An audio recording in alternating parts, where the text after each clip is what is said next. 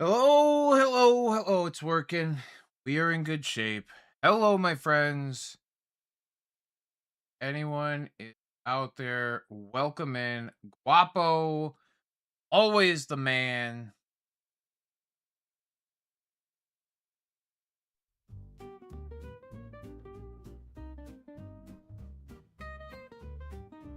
Ganja Toker, what's good, brother? Happy Thursday, my friends. Happy Thursday. How is everyone doing out there? Sorry, I'm packing something. I was right in the middle of it, and then I looked up and saw that I was running late, and that is my apology.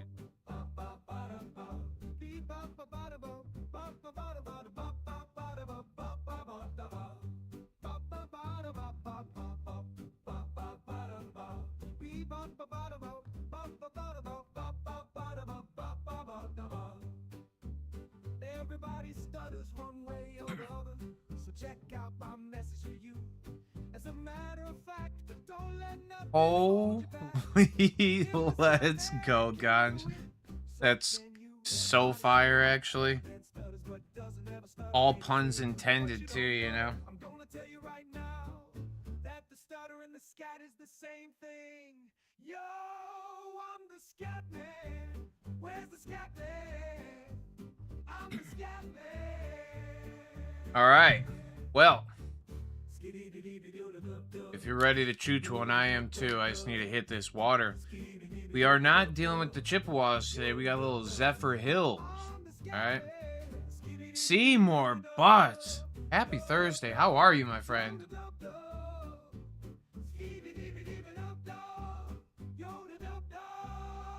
I do love the Zephyr Hills.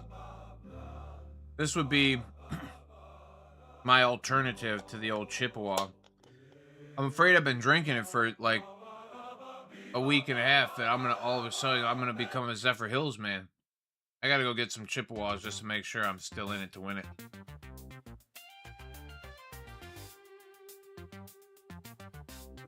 All right. How you been, Seymour? Let's do a little chooch. Dudley Dawson. Good to see you. I'm doing really well, honestly. How are you, brother?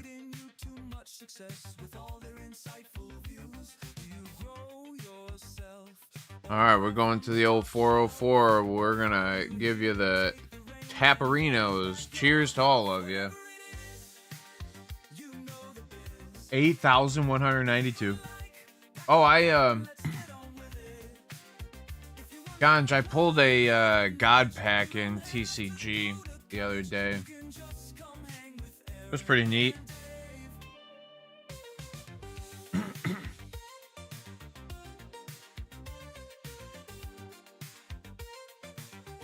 Oh, on a T-Bag. Nice. That's awesome. Yeah.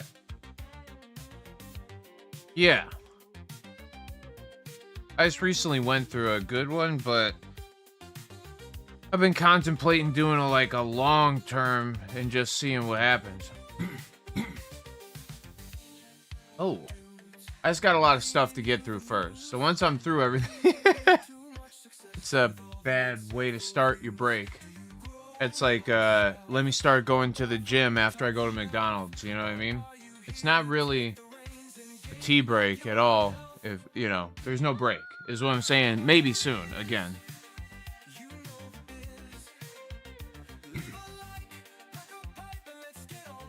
Wait, pardon me? You're 1 year in July? Holy cow. That is awesome, Seymour. Wow, congrats. How you feeling?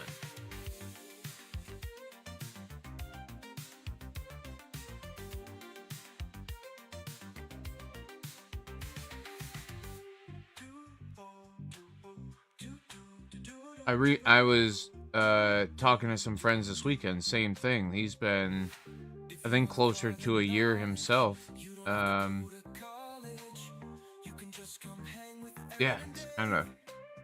it is kind of nice. But yeah, he said he feels pretty good. He's like, I mean, there's times where I wish I could take a little puff of something, but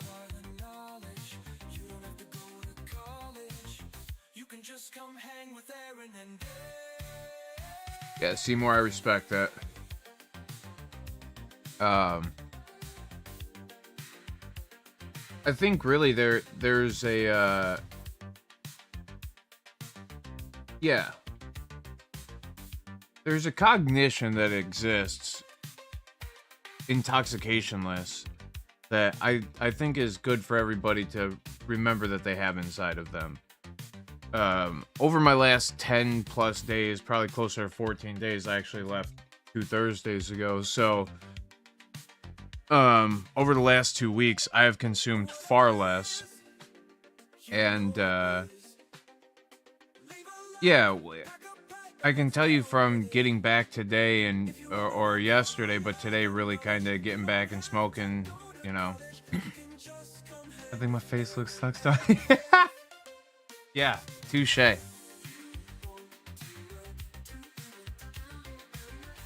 I think no matter what, I exude the cannabis guy look. I was at a disc golf tournament this weekend, and I saw a guy sneak off, and I looked at him with those eyes of like, bro, are you gonna invite me, or am I gonna have to invite myself? And then, like, he just flashed his fucking, he had a vape on him. He flashed it at me and then kind of shook it and, like, gave me the head nod. And I was like, huh, you say less, dog. I mean, he did say less, but he did. And then fucking I followed right up. Mr. John Voight, the funniest man on the internet, dude. Fucking mopping the yard. How good is that? If you guys don't know what mopping the yard's about, you need to go check out last week's, or 2 days ago's Two Dope Dudes episode. I was not part of it. John Voight's doing some really good product reviews, and let me tell you, they're hilarious. Yesterday, dude, I don't know what fucking day we're on right now. I've been struggling with the days of the week here the last couple of weeks.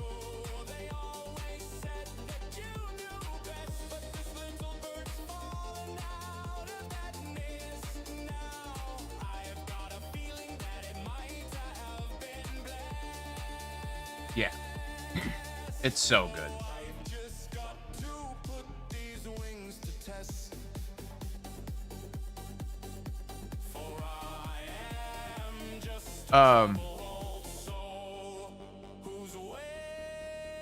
Yeah, I've had a good perspective on this stuff here. Well, I don't know. I've had a different perspective. I've had a lot go on in the last couple of weeks to lead me into having this feeling of really leaning into cannabis as a medicinal use.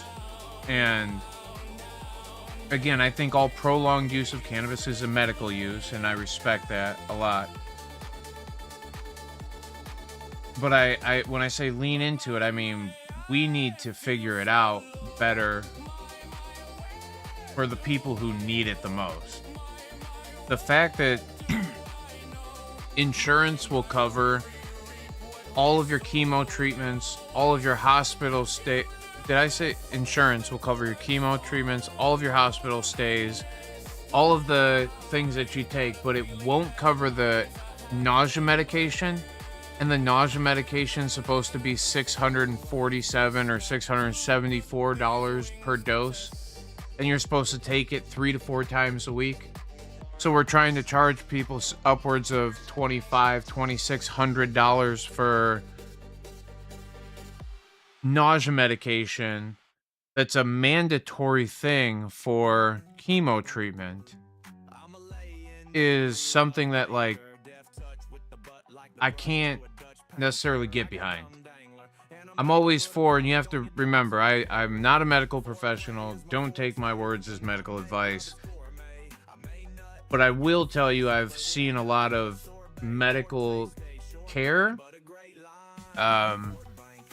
I'll call it medical profit most of the time too, but I've seen a lot of what they hide under the words of calling care, and it seems to be without care with which they perform these acts of care.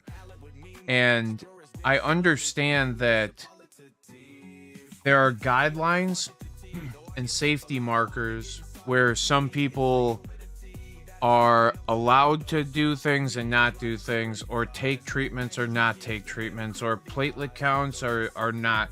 There's a lot of different factors that go into how we do what we do medically. They still call it medical practice, and I'm glad that some people still are practicing. They're trying new things and they're giving it a whirl. The thing is, I don't understand why we're not um using and recognizing the things that are more uh more or equally effective than a lot of the treatments that we have out there and cost substantially less, specifically cannabis versus tons of other medications. And I don't know why we, again, it's symptom relief in medical care. If you cared, you should try to find some level of relief. And I don't know if the lines have been skewed, even for those who go through the system and learn all the stuff and they think they're, an authority on, but then like the rate with which they're wrong, it's drastic. Anyway, I'm just saying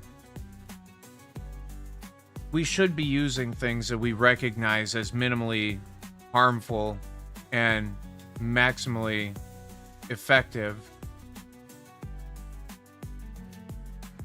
regardless of profit or not. You see, that's the only thing I'm saying. I just know somebody who was denied access to medication, specifically relief and comfort, I would imagine, through the process, because of how insurances work. And they're, like I said, willing to pay tens of thousands of dollars per dose of chemotherapy, willing to pay for hospital stays that are tens of thousands of dollars a month, depending on your treatment levels, but they're not willing to pay for the fucking nausea medication. And then the same group that is holding you for care denies you access to something that you think could benefit you effectively. Wild story. But who the fuck am I? Anyway, I look through the cannabis news that is kind of out there right now, and there's not really anything that's super exciting. They helped her open a weed shop. Now they're suing for $2.5 million. It's super wild that they pretend to give aid and relief to people and then turn around and literally open litigation against. It's kind of the craziest thing in the world. The guns and the cannabis situation is back at the forefront again. They're trying to make something happen. This is at the Supreme Court, where, just the highest levels of representation or political power are now talking that again. It's kind of like a cycle, right? We hear about the guns, then we hear about the taxes, then we hear about the new laws that are supposed to do something, but none of them ever pass. Then we hear about scrometing again. Then we hear about kids getting into it from their parents, and then it's right back to guns, and then right back. And they just go on this fucking loop of endless stuff, and it's clickbaity, and often it's wild because one story will tell you, let me see if I can find this again. I literally just read a story yesterday that said cannabis use amongst children from the since like 2000 whatever 16 comparatively to like the 1990s or something 2000 the 2010s plus from 2000 or from 1990s, like the use rate has dropped from like 11.5% in teens to like 6.9% in teens or something. And then we've got this one here. The Children's National Hospital sees more cannabis addiction among teens and tweens, which is like, what the hell are we even talking about? How can one story say that they're doing better and the numbers are less, and then the next story come out and say, watch out, more addiction? And I guess you could talk about use versus extended use. And, we'll use terrible words like addiction to cover what prolonged use of cannabis is. And I don't think that that's the same thing as addiction. I think it's a poor misrepresentation. And it's something that clearly news sources use to get you to click on. Dr. Levy, what's up, brother? But, yeah, the back and forth there. Everybody's trying to figure out what's going on in Michigan. The prices have slumped, but or the sales have slumped, and that means that the taxes aren't coming in as fast. And immediately, Michigan's starting to try to scramble and make it so that the tax rate becomes more in line where people will continue to spend on the greatest scale that we've ever seen money publicly spent on cannabis. So yeah, Michigan always in the thing. Nice, Doc. That's awesome.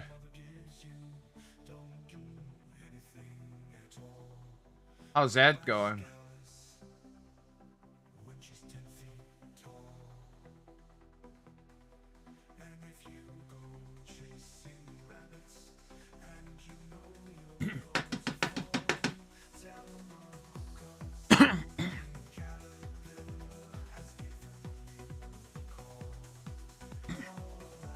What's a setup like that? What's a setup like that cost, Doc? Because the last ones, CO2 wise, setups that I've seen were built inside dispensaries, and I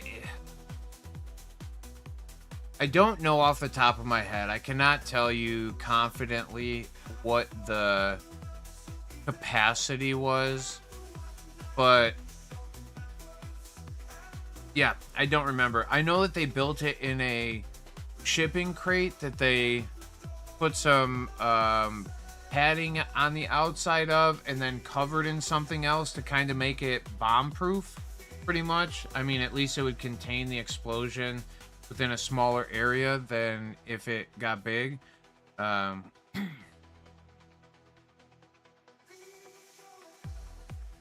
they're heavy.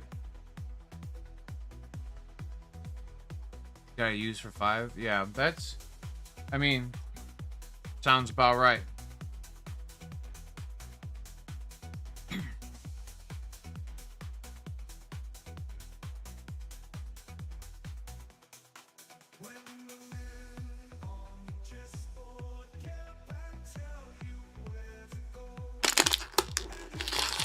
Yeah. I don't know about the hold on.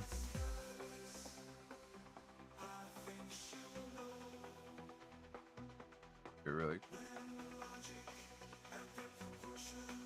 1K.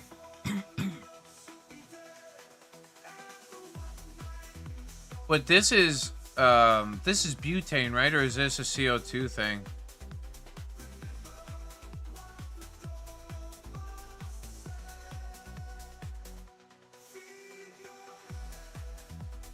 Yeah, this is butane, right?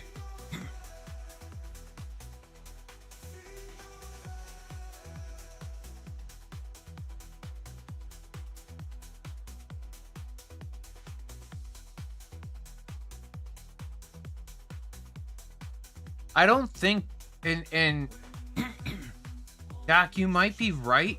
Like as far as it CO2 doesn't blow up, but I think these units do. I think these units pop at times. So I don't know.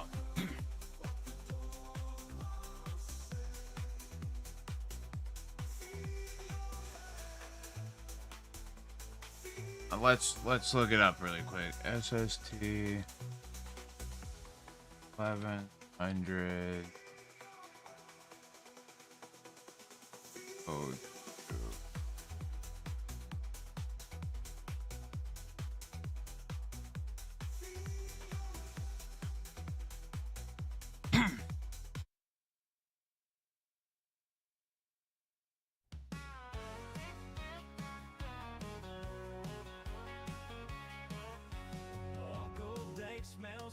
Oh, hold up. We got this. That's true. All right, here we go.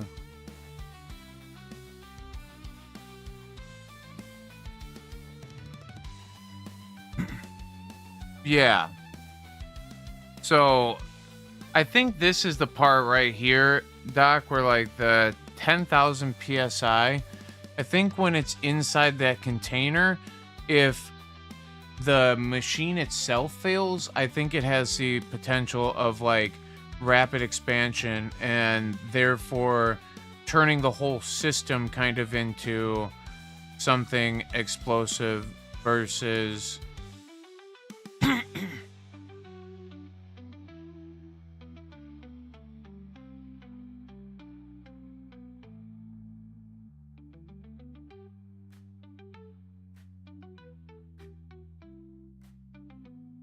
wow, this is a awesome rate. I mean, this is obviously 2.5. So if you've got a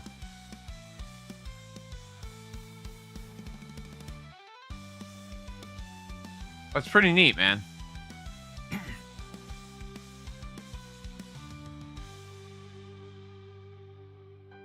That's really cool.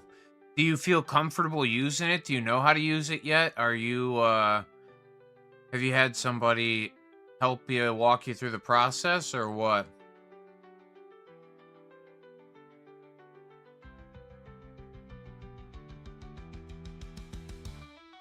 Little color remediation module.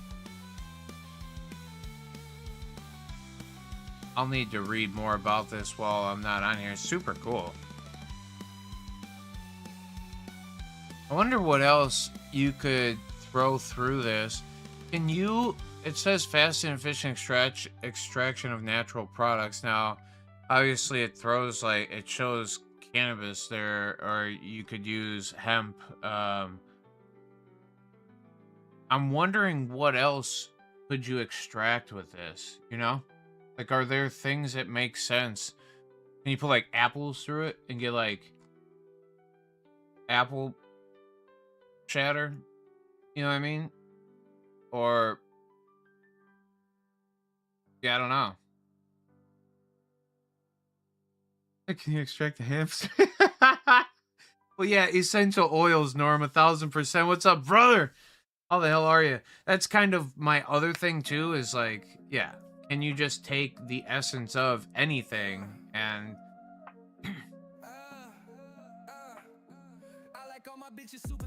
he said do a little dance from hamster. Oh man. Dr. Danknugs, what's good, brother? How are you? Well then, is there Yeah, food grade extract. Damn, dude. That's kind of really cool, Doc. I'd be using that thing for everything. I'd put apples through it. I don't know why I say apples, but apples have been my favorite to put in the old freeze dryer. If I showed y'all. But look at my apples here. You see that little line of some on it? These are just caramel apples. I just put a little caramel on them, and then y'all hear them? They're freeze dried. They're kind of dope.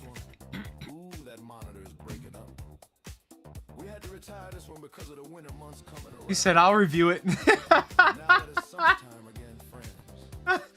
Oh, that's that stuff that makes you want to lay down with the meat sweats.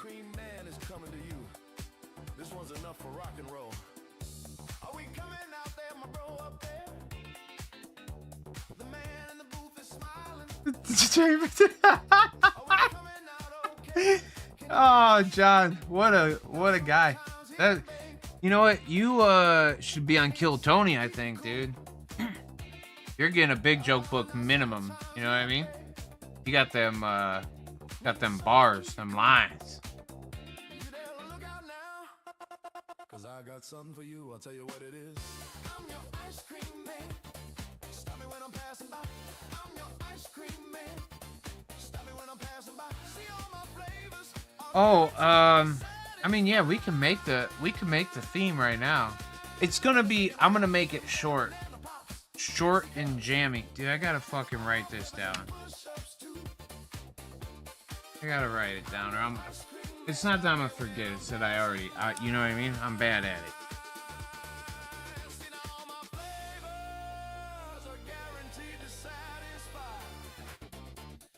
Wait a second.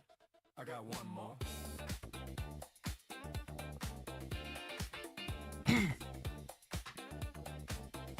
Well, I'm usually passing by just about 11 o'clock. See, I never stop. I'm usually passing by just about 11 o'clock. Listen here, and if you let me cool you one time, CBG, and then next I'm doing, gonna do. Nice. Do you, Doc, are you growing for those things specifically, or are you sifting and then, like, how are you, getting CBG versus CBD, or do you know the conversion process with which you would be able to convert them from raw material? And I understand CBG is kind of the first product. I think CBD takes a little bit of tweaking and honing in. If you grow the plant and it has an abundance of it, clearly that's the thing that's left behind the most, so you can get abundance of it. But you would be getting like kind of a pretty much full product extract, whatever you're dropping in, you would get the CBG and the CBD and the trace amounts of like THCA, if there's, you know, any in there at all. There's just a lot of things that would, including if you're doing your thing the way that you're doing it, you can retain more terp value. But yeah, I wonder how, like, honestly, I wonder what freeze drying would do, because it removes all the moisture, and in that, I wonder how much flavonoid terpenoid you're removing compared to, like, grabbing, and then immediately from freeze drying, take that over to, you know, extraction. And the thing is, through freeze drying, you'd be surprised that the drum itself freezes, but the trays themselves that the product is sitting on kind of get semi-warmed up or heated up. So I wonder what level of transformations going on there, or what level of, because it's just sublimation, so it's literally imprinting that product from the moment that it's sitting in that machine doing its thing. So I wonder if how that, I'm not an extraction fan, so I don't know.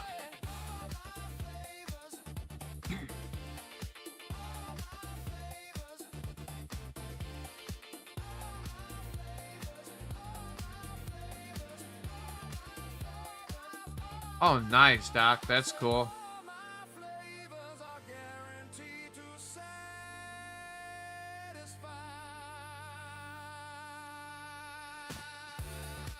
Oh, wow. So by pressure and stuff. Okay.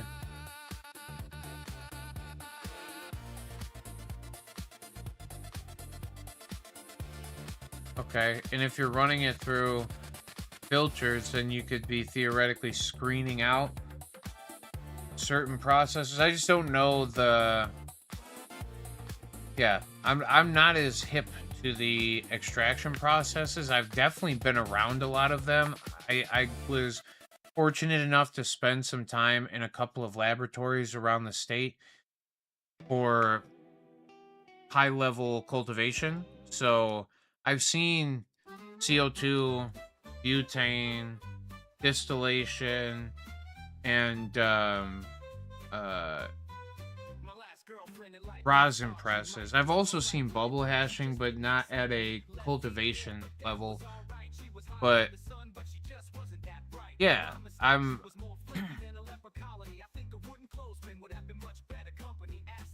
Yeah, by pressure and heat, you can regulate how much terps, but also could you, like, how do you regulate cannabinoids? And it's not that I just don't know how to trap, especially in a full product extract, how to trap individual cannabinoid, or if you can separate them by the extraction process, which either way, pretty neat. And if you can't, it's not a negative. Like, I think that's the big thing that I see a lot of times. A more robust product, or what I've my take at it, and it falls in lines with the cannabis from back in my day is better than cannabis today, where it might have been grown and by being more natural and not so bred for THC production. And all the seeds that we're getting nowadays have been uh, popped from plants that were made to grow THC dominantly.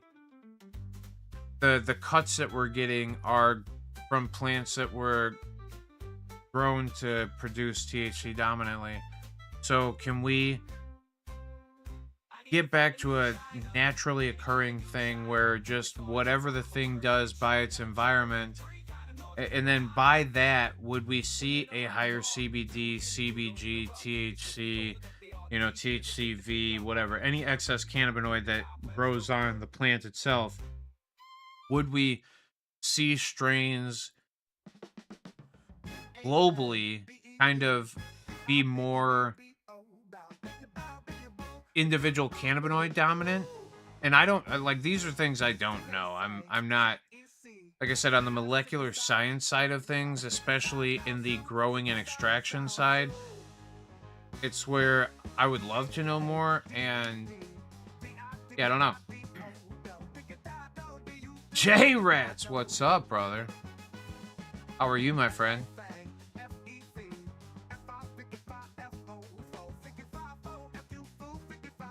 Yep, but super cool, Doc. Congrats on that. That seems like it's going to be a pretty fun adventure.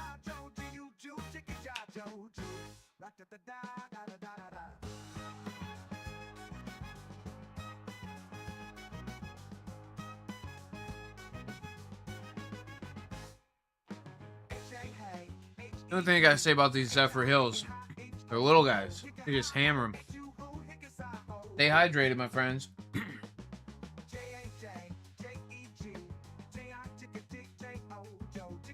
Thanks, man. I really appreciate that. I hope you and your cool homies are having a fantastic night. And cool homies, what's up to all of you? I didn't take a look at this. I just packed that other thing, but let's rip this guy real quick. Cheers, friends.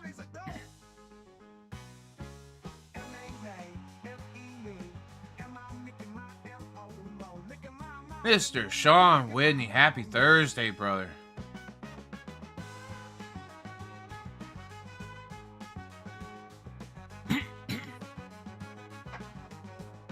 Yeah, that's crazy as hell. You know how long it took to make this jar of fucking apples, man? And I got, like, I think when I was done with this, I got 2 jars this size. Holy crap, we are throwing freeze-dried products. Alright, I got a jar this size, 2 jars this size, and 2 jars this size. I think this is 64 ounces. And this is probably half of that. Might even be a little bit less than that. I don't know. Is it saying on there? Nah. Anyway, got 4 containers. we're looking at probably somewhere closer to 40 hours altogether between freezing, drying, and freeze drying. It's, you know, there's a lot of steps, but it's cool. It's one of my favorite things to do. Oh, these were strawberries. I think y'all might have seen that. These are, you know, again, shelf stable. For in the current jar that they're in, without being vacuum sealed, as long as I don't keep them in sunlight or change the temperature around them super bad, we're probably looking at least a few years viable. This thing just got popped today, the apples. It was sitting around for at least probably closer to maybe a month or so. And I ate them today. They're perfect. It's really fun to try things that are that old. When I say that old, like these strawberries are probably a month and a half old, and they're like perfectly fine. They're probably delicious. I'm just not hungry, so I can't tell you if they are or not delicious. Well, they are. I've had many of them, as you can see how little are left. But so, freeze dry them, fire.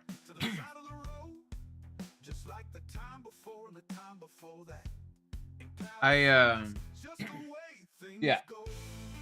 Oh, friends, I don't know if any of you are into this. I was most recently on a road trip for a couple of weeks. That's why you guys didn't see me. I drove down to Florida, spent a couple of days there, like 10 days. Had an amazing trip. Circumstances weren't the best, but we made the best of something that wasn't the best. I spent a lot of time with a lot of really cool people. I'm unbelievably grateful for the interaction that I had while I was there. One of my favorite things, I've got so many things to show all of you. It's pretty neat. I had a great trip. I think I got some pics and videos, but I'm gonna see if anybody knows about this real quick. Y'all know what that is. I know it's strawberry banana cotton candy, but do you know who this little guy is? Be part of the cult, my friends. I just want to see the first person say it. One more time, you want to see who it was again? One more time? Who knows who that is? Oh, the Go and Macbeth. Yeah, give me 1 second. I got you. Look at that. Who knows who this is? Oh! Sean! Yeah. Bucee, boys.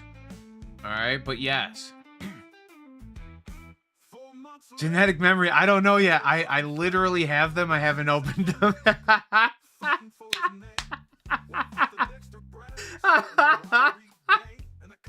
Oh, so many people. You know what? I'll tell you the truth.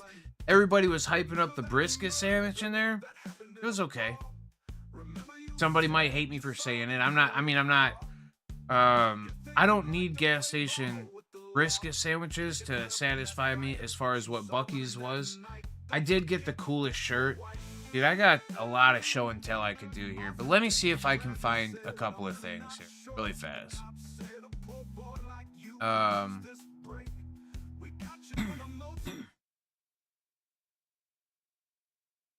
Where, oh where did my...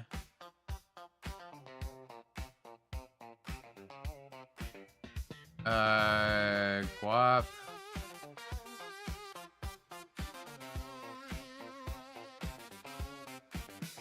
Oh, there we are.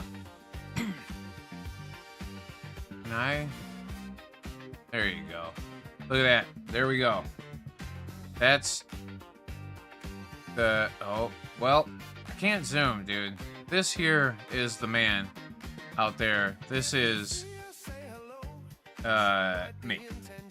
And this actually, I would far rather play with Mr. Marweed than...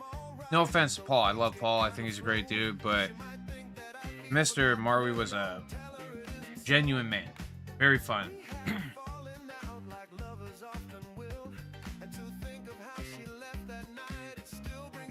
Yeah, Guap, I hear you. A lot of people have. A lot of people are hyping it up. But the turkey dinner one is... It wasn't there. They didn't have it. wasn't available. I yeah. I mean, listen, I fell for the cult. I'm part of it now. I drank the Kool-Aid while I was there. All right, let me see if I can show you all the cool stuff here. Really. Where? Oh, where?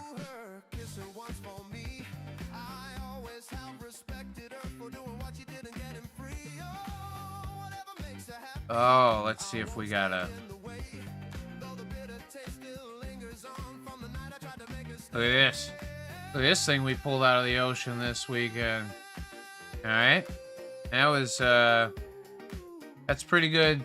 Pretty good catch. See if we can get a little side. Look at this scary monster. He's probably, I would say, 5.5, 6 foot, probably. I think it's a sandbar shark or something like that is what they ended up calling it. But this thing, I'm going to see if I can find another picture of it really. Oh, come on back if you ever want to try again. I told you once, you son of a gun, I'm the best there's ever been. He played Fine on the Mountain, run, boys, run.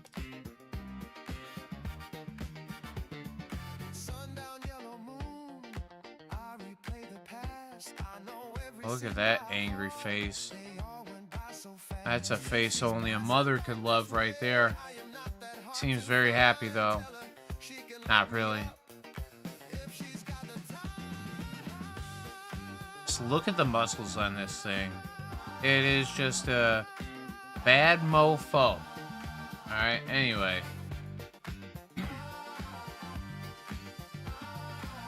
We got us a shark. It was a unbelievably cool experience. The shark is fine. It swam back into the water. We fished that straight off the beach in Fort Myer. I forget what the bait we were using. It was some kind of fish. And it was neat. Let me tell you. Totally, it felt very badass.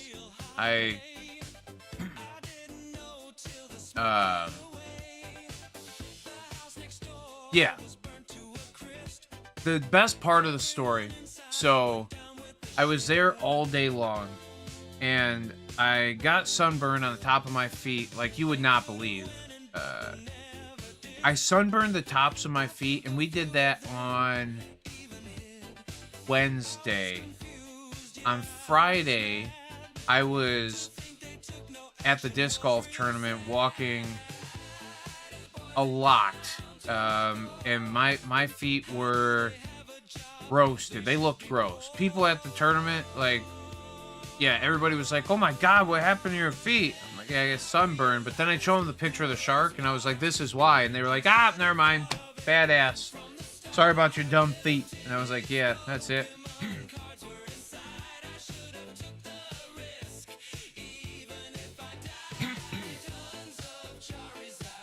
Yeah. Oh, yeah. But we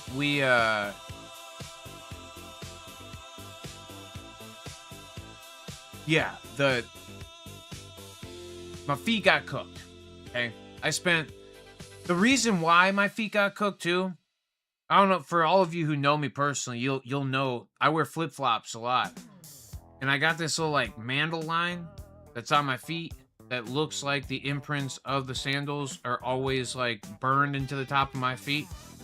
And I mean literally through the winter, like they stay there. So I took my shoes off at the beach, and I was like, wow, would you look at that? I could, well, I had my flops on. I took my flops off at the beach. And I figured, you know what? I could tan these suckers up.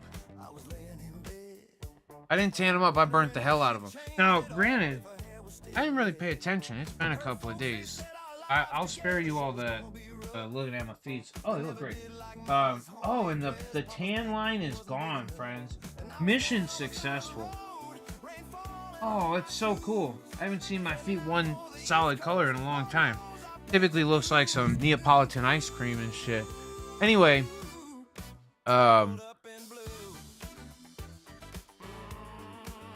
So we were fishing, and he bought 2 baits. This is my buddy who has the fishing license. Okay. So he bought 2 baits. The first one we threw out, and they sat out probably for an hour and maybe change. He said, since we haven't had a bite on these, let's pull them in and check out what's going on. He said a lot of times what's up, Sauce? He said a lot of times the crabs get up in there and they eat a bunch of the meat out of the fish, and then they just become unappealing to larger stuff. So we pulled the first 2 in, and it was really neat to see. I mean, it's sorry if it's graphic for those who aren't into it, but like the inside of the bait had been picked out. Like, it was really weird. So he was like, okay, let's run this second bait out there. And probably for another, well, we were there from like 11, maybe 11:30, until 3:30. Okay. So maybe they were both out there for, well, we took about a half hour setup. So about an hour and a half and closer to 2 hours. The first one's nothing. The second one's nothing. My buddy goes, hey, I'm sorry, dude. I've never not even got just like at least a bite on something. This is wild to me. I'm sorry to waste your time. I said, no, dude, it's been great. I've had a good time just hanging out, bullshitting on the beach, watching all this stuff. So he pulled in the first line. And again, you could see on the bait that they had gotten in there. They really took a good portion of it out. And I was like, dude, we don't have to go yet. He goes, well, we have to get home because I got to cook those tacos. This man's about to become married in the next few months. So, happy wife, happy life type thing. And he had already asked her to do some of the work because we weren't home soon enough, and we thought we might be home sooner. But since we hadn't gotten anything, we were kind of waiting. And he said, you know what? 5 more minutes. We'll stay for 5 more minutes. And it was 3:25 on the dot. He called it. He said, what time is it? Probably about 3:25. And I looked at my phone. I said, dude, it's on the dot 3:25. He goes, okay, we'll wait 5 more minutes, and then we'll take off after that. And the one bait was out there. 5 minutes came up. He goes, all right, dude, sorry again. Like, I feel like I wasted your time. He goes to put his hand on the pole, and wham, wham, wham, wham, wham, wham, wham. Just funny that the tip started bobbing, and I was like, oh, that doesn't look like waves. He goes, no, it doesn't look like waves. And then he grabbed the pole, and when he did, he started to pull it up. That the tip started to kind of lean down, and he was like, oh, dude, I think we got something on there. And when a bait's like 100 plus yards out, you got no choice but to just kind of pull up as hard as you can, crank it, and see what happens, right? And that's exactly what he did, and that pole just kept going down, and he's like, dude, I think there's something on the end of this. So he kept reeling. Now, just reeling in the bait from hundreds of yards out. He took kayak out and dropped the baits off the side of his kayak. Just reeling the bait in is a forearm workout. I reeled in one of them earlier, and like, holy cow. Dude, it literally norm 100%. And he's reeling. I go, oh my God, dude, I saw it. I saw the back fin, or the fin and the back tail come out of the water together, and I was like, oh my God, dude, that's a monster. And he looked at me, goes, why, did you see it? I said, bro, I promise you this thing is a monster. I don't know how big a fish you've caught in your life, but this thing is a monster. And then finally he saw it, and he was like, oh my God, this is gonna be my personal best, dude, if I can get this in. So as soon as he said, I mean, like, there had to be 40 plus people around. People were asking, can we record this? Is it okay? And when the thing got closer, you could tell it was a big boy, right? And y'all just seen 6-footer, I think, 5.5 to 6-footer. But immediately when he got it close, he goes, come over here. Go get those bolt cutters. We got to get the hook out. And so what you do, you cut the hook, all right, the hook itself. You snap it, and when you shear off the one side, it leaves a flat side that can fall out. And it's a circle hook, so it kind of looks like this. You cut the one side off, the other side just comes out. Anyway, So he goes, go get those bolt cutters, and I need to hurry up to get this thing out of here, because big sharks like this that stay on the land for too long, they end up like passing away. And he's like, with this many people around, I do not want to be the reason for this thing not living. He's like, so I have to get it back in the water. And it was a quicker process, I think, from the time that he got it up to the shore to the time that he got it back into the water.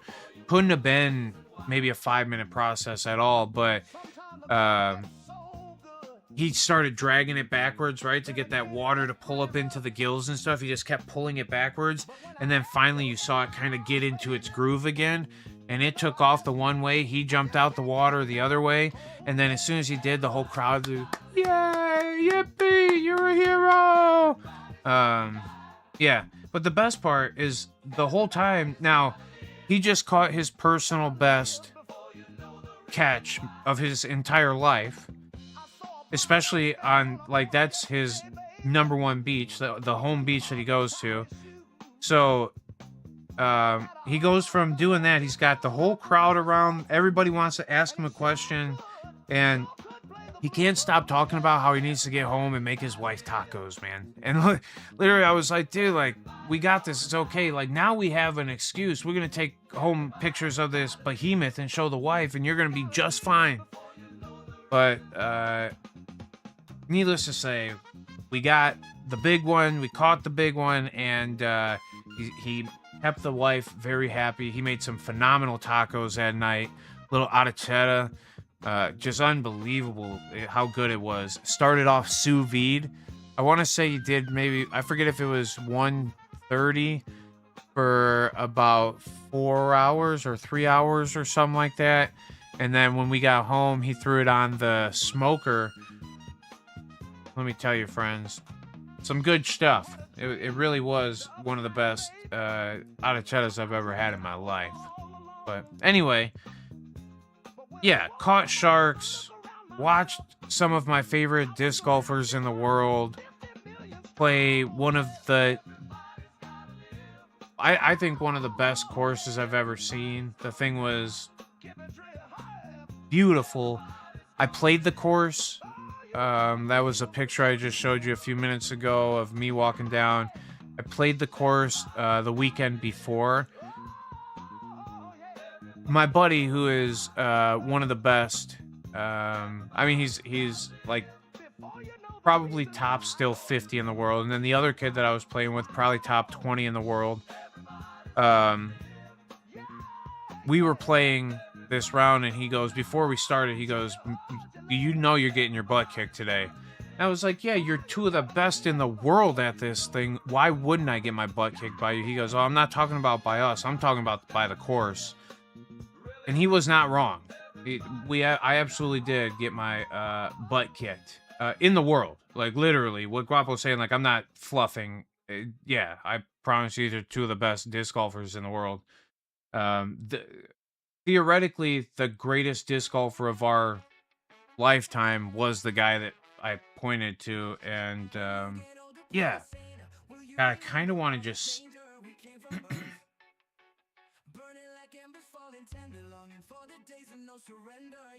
I'm gonna see if I can send this.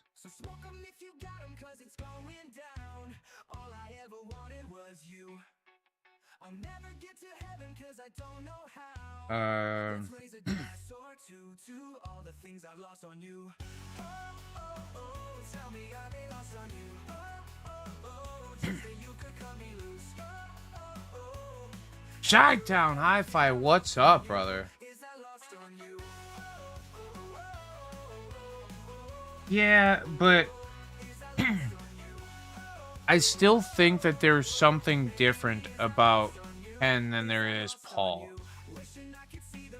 Right? Like, theoretically, we could say Gannon currently, right? Like, and if he stays on his path to dominance, there's argument he's the best ever. But I think because of the development and technologies in flighted discs and stuff, yeah, I think there's argument that Paul is the greatest ever, especially competing against the talent pool that he was. Correct. Game has a higher ceiling. Way to state that in a way that I could not.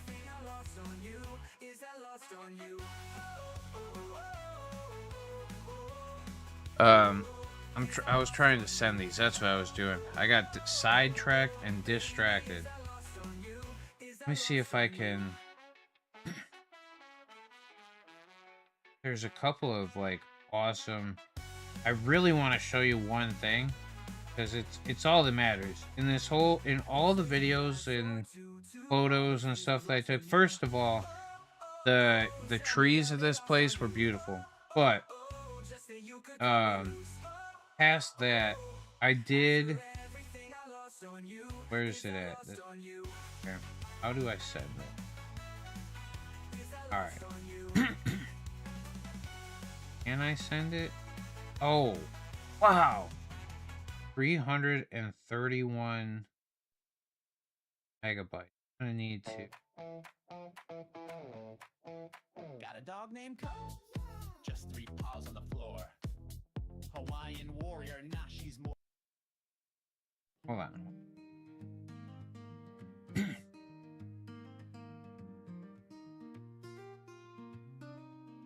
Not many people understood me when I first came up with the theory of relativity. Oh. In this letter, I will reveal something to you that you must transmit to all mankind. Beware, the message in this letter not will that collide one. with the popular It's prejudice gotta and be this misunderstandings of our time. I must ask of you to guard these letters and their message as long as you deem All right, here we go. necessary. Years And. or even decades, until you see society is ready to listen and accept what I am about to share with you. There is a force so extremely powerful. Let me see. I'm trying. I'm almost capable.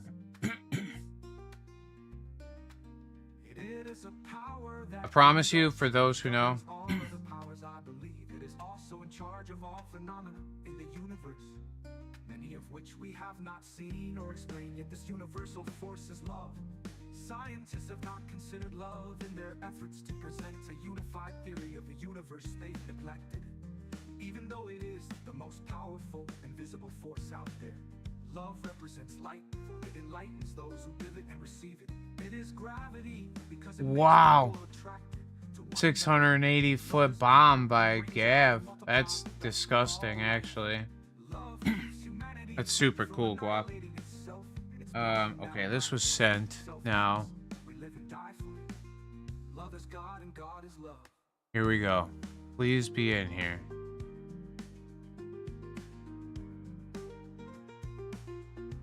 Yeah, I'm okay. To this Hey! we can explain everything and find meaning in our lives. We have ignored love for such a long time, perhaps because we are afraid of it. Perhaps All right. we ignore it because we cannot Here we go. control it. The highlight. Explain it How do I without get there? numbers and Here we go. reason. Check I this believe out. I found Let's a way. pause the song. I don't know if it matters. We can leave it going. Nah, fuck it. Look at this. All right. Best disc golfer of our generation here. This little yellow dot that you'll see over here, mine. Okay, let me explain. Here you go. Watch. Look at the yellow disc. Bang. Look where his is at. A good 3 feet behind. Yeah, I couldn't. Look at that. 3 foot behind. Look at this. Outdrove the GOAT is all I'm trying to tell everybody. Okay. You know, I'm just out here trying to teach people how to do it. Now, granted, you got to go down this little path right here. Okay. And he threw his, yeah, I don't know if you just seen that. Right here, watch this. Boom, right down that path, right where you want it to go. Now, where you see this car coming, in between the car and this little alleyway here, there's a barbed wire fence. And from my disc that was about 3 feet in front of his, I proceeded to throw 2 of them outside of the barbed wire fence, which is that's not good. You don't get rewarded for that. You actually have to do some acrobats to get the hell through a barbed wire fence. And then anywho, I just want you all to know I outdrove the guy, and that's what I feel like matters, drive for show, and I showed him what's up. Putt for dough. He made $10 million in the last 10 years or will make $10 million over 10 years. plus royalties for disc sales and any other excess funds that he makes from other sponsorships. But my point is, drive for show. Make love more visible, and it's through my That's it. That's all I'll say. Okay. equals MC squared. If instead of this equation, we accept that the energy for universal Ah, so it's fun to watch, honestly. How do I download this? Just like that.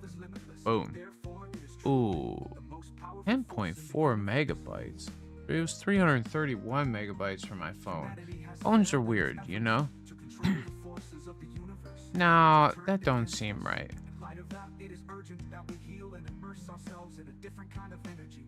Yeah, anyway. Well, that's a side note, Guapo. This is his course. He designed it. He designed it for him to beat everybody.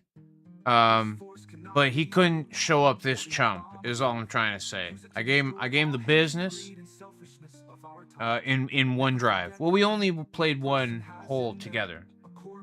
I did have another couple of impressive holes, actually. Two specifically. Besides that, I struggled like I was told I would, and I was a good little sailor about it. I struggled real good.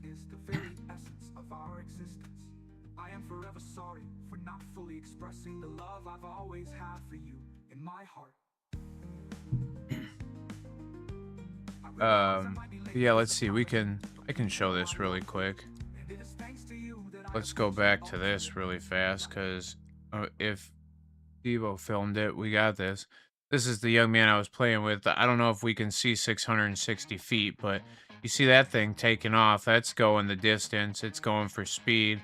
I'm trying to track it. I've even lost it, but I think it's here. 680 feet of just, yeah, throwing the hell out of something. And I guess if you don't know, if you haven't ever played anything, that's long. But that's like how far, 600 feet. What's that, like 220 something yards, right? 3 feet per yard. We got 227-ish. I mean, he threw a disc as far as I can hit, like probably 4 iron would be my guesstimation. It's probably what my hybrid's flying nowadays with my little. Yeah. Anyway, craziness. Disc golf's a great sport. It's a great exhaustion of energy and resources that we consume. For those who didn't know, when I was my biggest, I weighed 330 pounds. That was before I knew disc golf, granted, 20 years ago. But, yeah. That's like, I'm like a third less of a human because of that thing, you know? So, kudos to disc golf.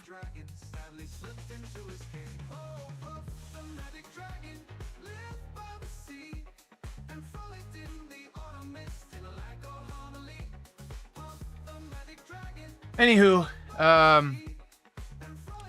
yeah. Not a lot of cannabis news. I did look through it. Again, if there's anything y'all would like to know about, I'm happy to tell you. I do think, and I'll keep ranting about this for the rest of my time too, I do think the use of cannabis as a end of life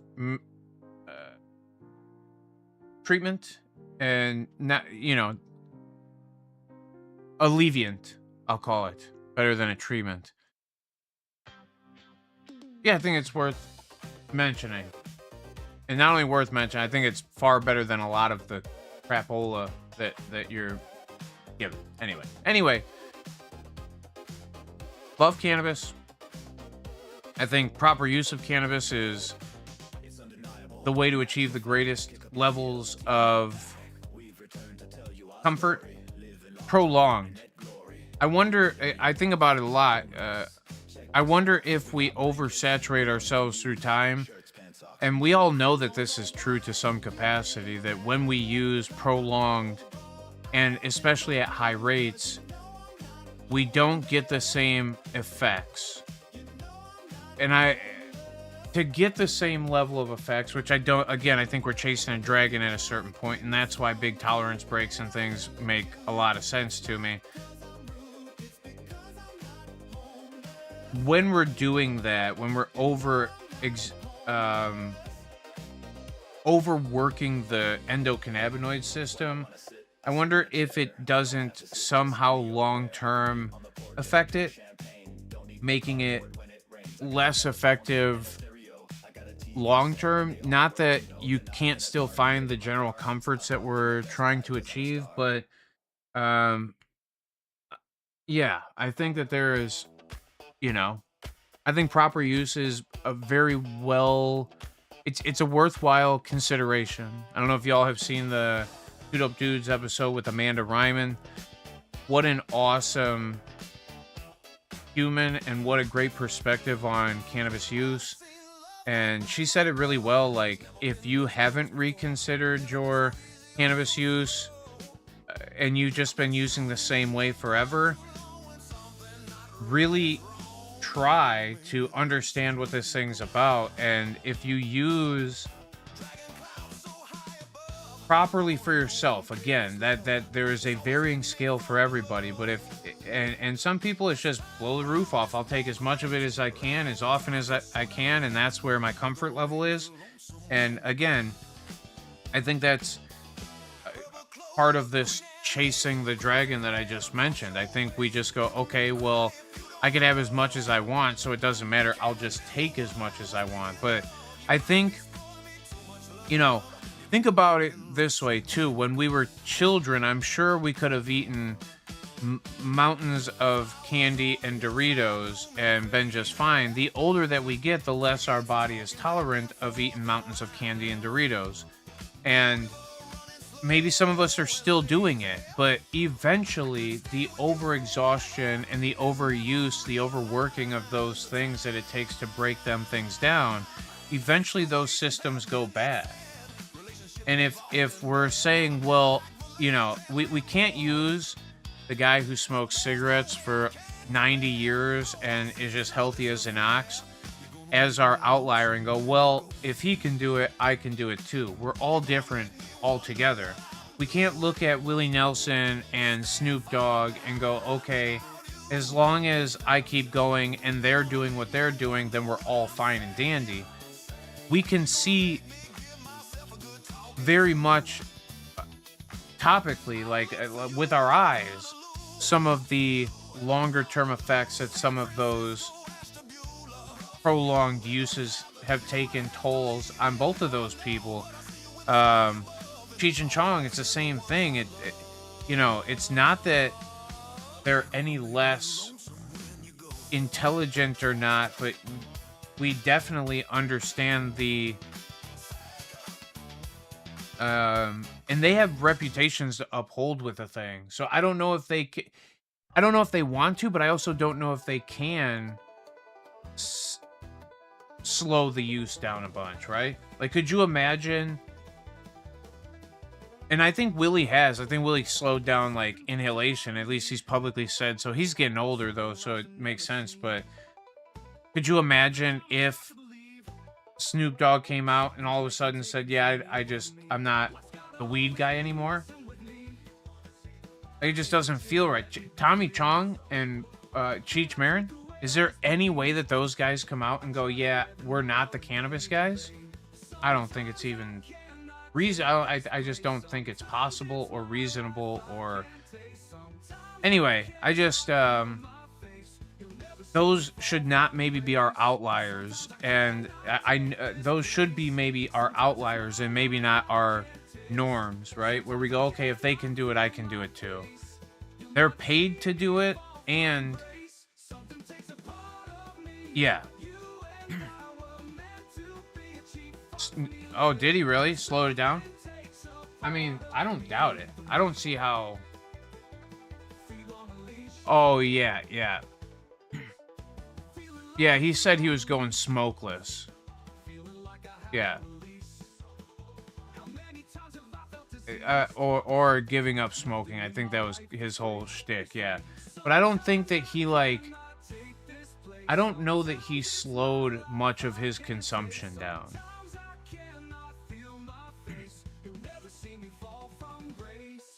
But even then, I'm not...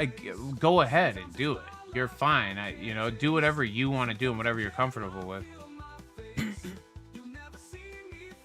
Dude, the old Snoop Lion. What's good, Chris Frank? How are you, brother? I don't know. No, that was a few years before. I think that was before.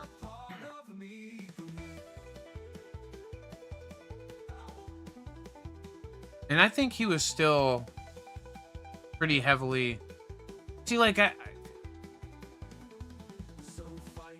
don't know. They're so globally accepted as the smoking people that nobody even gives a shit. You know what I mean? I just don't see Russia holding fucking Snoop Dogg or Willie Nelson for cannabis possession like they did Brittany Griner. You know what I mean? I mean, much better trade for the arms dealer, if you ask me.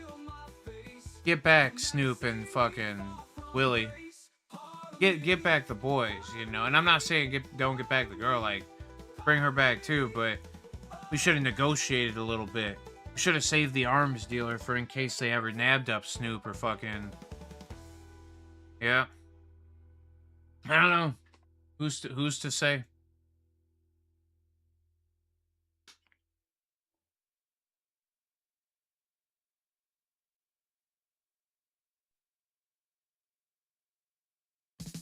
I just wouldn't go to, was it Thailand? Singapore?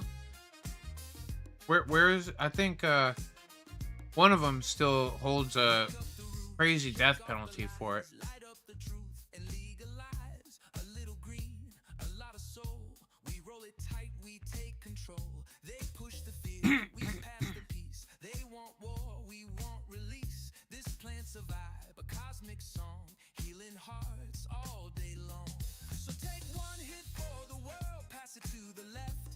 Yep, that's it, Chris.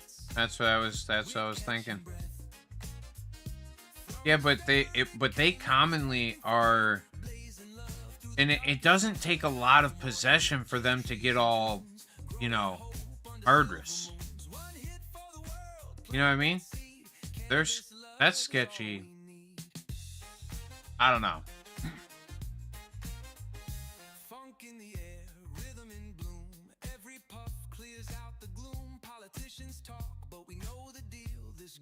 But I really have been focusing far more on the use of this thing for the people who most actually might get a benefit from it. And I think everybody has benefits from it. Clearly all of us do. That's we use it for our own personal benefits, and you don't have to justify any one of your benefits. You can just say, I'll do what the fuck I want when I want to, and that perfectly works for me. It doesn't bug me.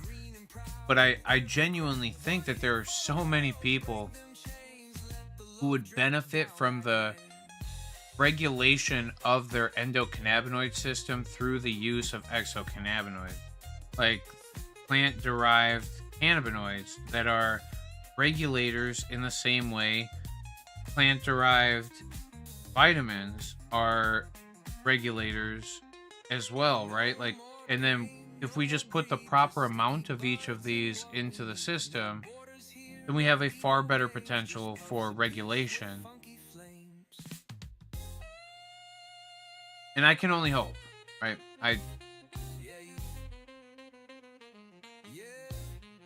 And I just it's so easy. It really is. This thing doesn't need to be more complicated than what people are making it. We don't need to find a standard dose. The standard dose is yours. That's it's standard to you. It's not standard to anybody else. trying to put, you know, so it's like the craziest thing in the world. And I was talking about this earlier, and I saw a skit about it the other day. The interjectable use of imperials, and metric, right? How they intertwine the words grams and pounds, and what a metric pound is versus an imperial pound, and it's, I want to say, like an 8 gram difference or something like that, according to and the reason why they called it a pound is because back in the day somebody took a thing, a stone, or something, they measured it, and they, with a scale, and they said, well, this is what we're going to call it, and they use that as their standardized use of measurement. So now when we use terminology, it's just not rooted in a correlation to those standard units anymore. I mean, a gram is still a gram, a pound is still a pound, but which pound are we talking about?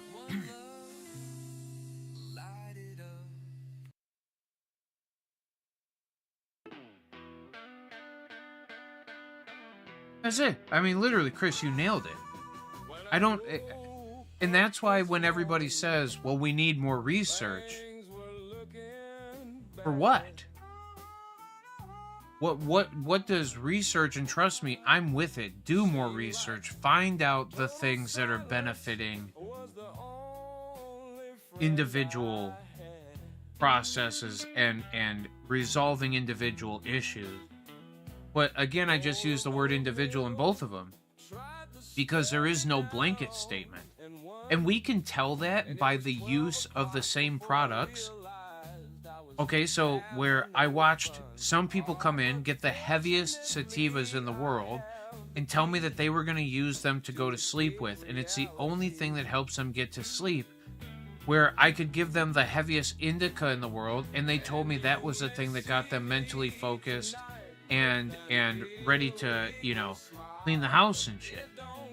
Where in exact opposition to that, the standard is that heavy indicas make you sleep and feel relaxed, and heavy sativas make you feel energetic, euphoric, and racy. So how does somebody come in and tell me that they're using it for one certain thing and then have a, you know, just complete out? Well, the way that happens is that individuals are regulating their system. Now assume this. Let's assume that the person is already too much. All right, this is where we want to be, and they're already too much.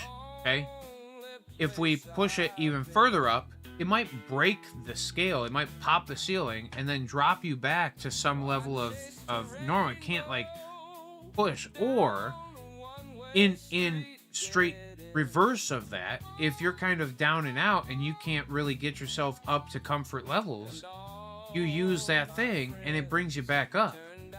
So it's really, and more than anything, I used to say that cannabis is it's really like homeostatic. It's very middle ground. Everything that you do, if you're looking for comforts here, it's capable of pulling you kind of back to the middle always. And I like to use what I call the box analogy, where there's a ceiling and a roof. A ceiling and a roof? There you go. A ceiling and a floor to all of our comfort. And when you're at the floor, you feel the worst, and when you're at the ceiling, maybe you feel the best, right? But contrarily, if you're always at the ceiling and you feel way too good all the time, where is that, like, kind of just homeostasis? Where is the middle? Where is general comforts? Because if you always have to be at the top, eventually you're going to break one of your systems. If you're always trying to be at the bottom, you're going to break one of your systems. I think being in the middle puts the least amount of stress on those floors and ceilings. And no matter what it is, cannabis does one of two things. Within this box, okay, it moves around. This isn't the floor moving, but at the same time, it can move the floor and the ceiling at the same time and make them a little bit more easy to navigate in between the lines, or separate them a little bit further so that you're not ever hitting the top and top and bottom, where I said it's good and bad. That can also both be bad and bad, right? Too much energy could be bad. Not enough energy could be bad. Too much sleep, I guess, could be bad, and not enough sleep could be bad.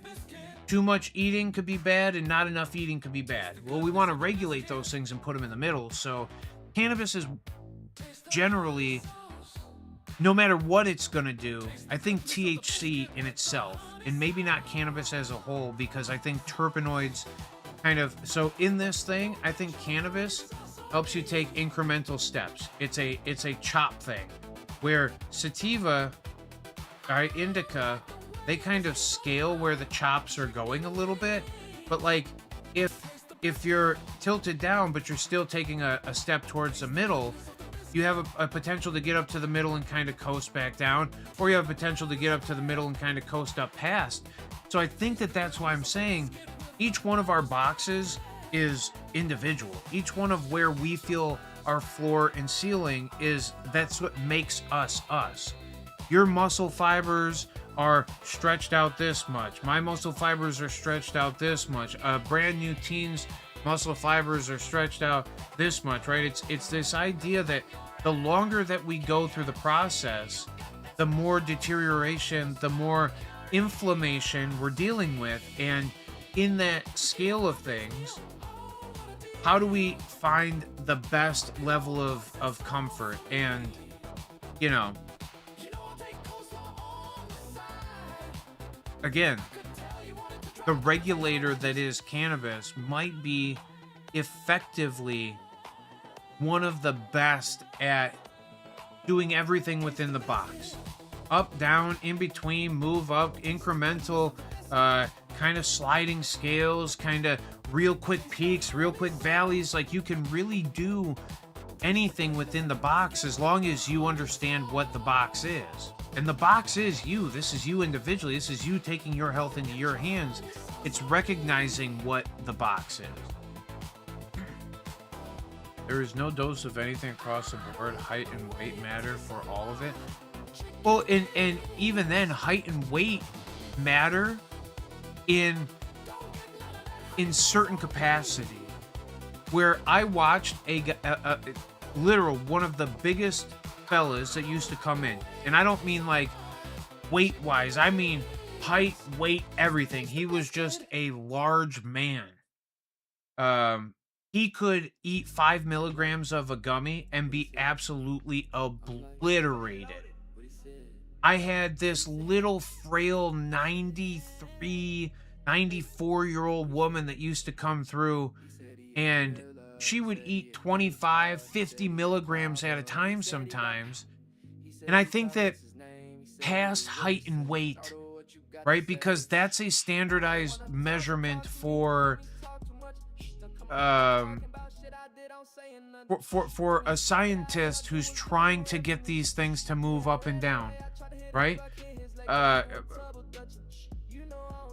But digestion has everything to do with it. Exhaustion of these things. So like how we exercise has everything to do with it. There's so many factors that play into absorption and regulation. How broken is your system compared to how broken is their system? And I don't know that height and weight necessarily directly correlate, but there is some correlation there. And you're nailing it right there too. It's tolerance as well. Same as most pharmacy. You're nailing it 100%, John. There was a patient that used to come in, and whenever I say patient, I'm always talking about back when cannabis was purely medical. And I still seen patients after 2020 when things went to recreational, but I seen way more daily users, and again, prolonged use, medical use, but people who don't correlate the medical use. Anyway, I watched a medical patient come in who now you can fact check me on this. I think that the highest dose of that fit, all right, you all know what I'm talking about. I'm pretty sure that the highest dose of that they give out to somebody, or that you're supposed to take at any one given time, is like 100 micrograms, or 100 UG. I don't know what the measurement is, but sometimes for people who have the 100 UG and they've built a tolerance to it, I think that they give a 25 milligram kicker. Okay. This is of that fin, right? And yuck, right? I had a woman who came in miserable. I could tell she was miserable. She was groaning a lot too, but it came out while we were sitting there talking. While I was talking and she was nodding off, that she was consuming, or she had on patch-wise, because they administer in a patch. She had 3 100 UG patches on. Okay? Micrograms, whatever. Plus 325 kickers. So that's 375. When 125 I thought was the maximum dose.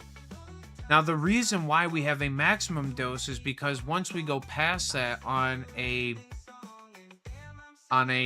toxicity scale, which is measured off of height and weight, we have the potential of toxically shocking somebody's system. And toxic shock doesn't mean inherent harm. It means very potential harm. But once we go past toxic shock and we double toxic shock, we literally run into the rate or the scale of potential overdose. And not overdose, because overdose is both toxic shock and death, right? And to be in that scale of things, I just don't know. I can't imagine that a doctor prescribed this human to do that, as much as they felt miserable. And what else do you do except for just add more, right? When we're at home, I don't care if the doctor said I can only have 1. I don't feel good still, give me 2. And if 2 isn't working and you're still sitting there going, and which is a literal truth, I swear, literal what I was sitting across from. There was once where I almost jumped across the counter to hold this person up because I thought they were gonna fall out of the chair that they were sitting in. And then we used to have higher bar stools because all the counters had to be up chest height and whatever. Anyway, yeah, I just think people are can hurt themselves.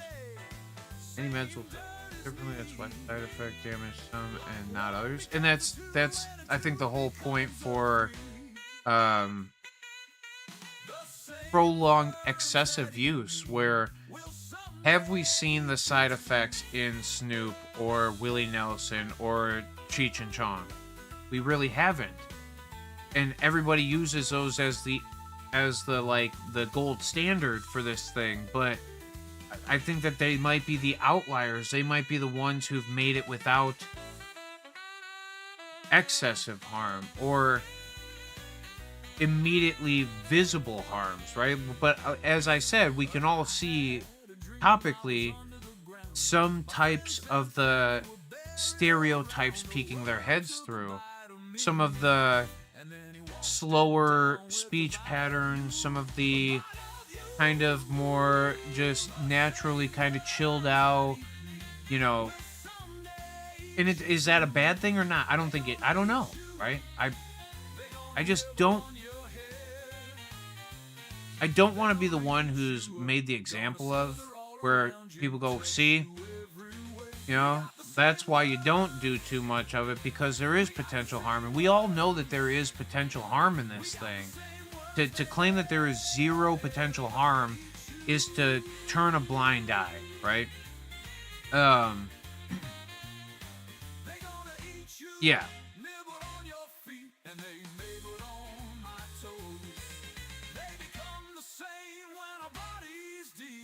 And bingo, John, you're right. If there's not if you don't have a little scrum action every once in a while, are you even doing it right? These other people are getting the scrommets, you know? I've never even had one scrommet in my whole life. I've never greened out, you know? Not that I want to, maybe. But I feel like, you know, some people have gone way harder in the paint than I have. And I don't have to prove myself, I don't think. Maybe that's what would, you know. I don't know. Oh.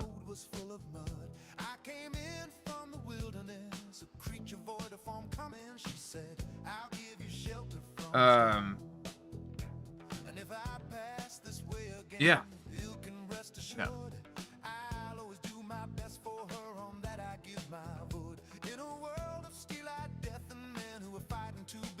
I think just remember that you're an individual, and what happens for you or what happens for others isn't guaranteed for you. But I think if you understand what is guaranteed, that you can find those things within yourself. And what's guaranteed from cannabis is inflammation reduction, spasticity reduction, nausea reduction, anxiety and depression regulations, pain reduction, appetite regulation, sleep regulation. We see all of the aspects of it, and then when we get into the specifics of it, which is where everybody's like, do more research because we want to know that this thing directly does that. And I think what it does is please the sheeple a bunch, right? I think for all of you who are consuming cannabis or not consuming cannabis, but understand what it is, and that's all of you listening,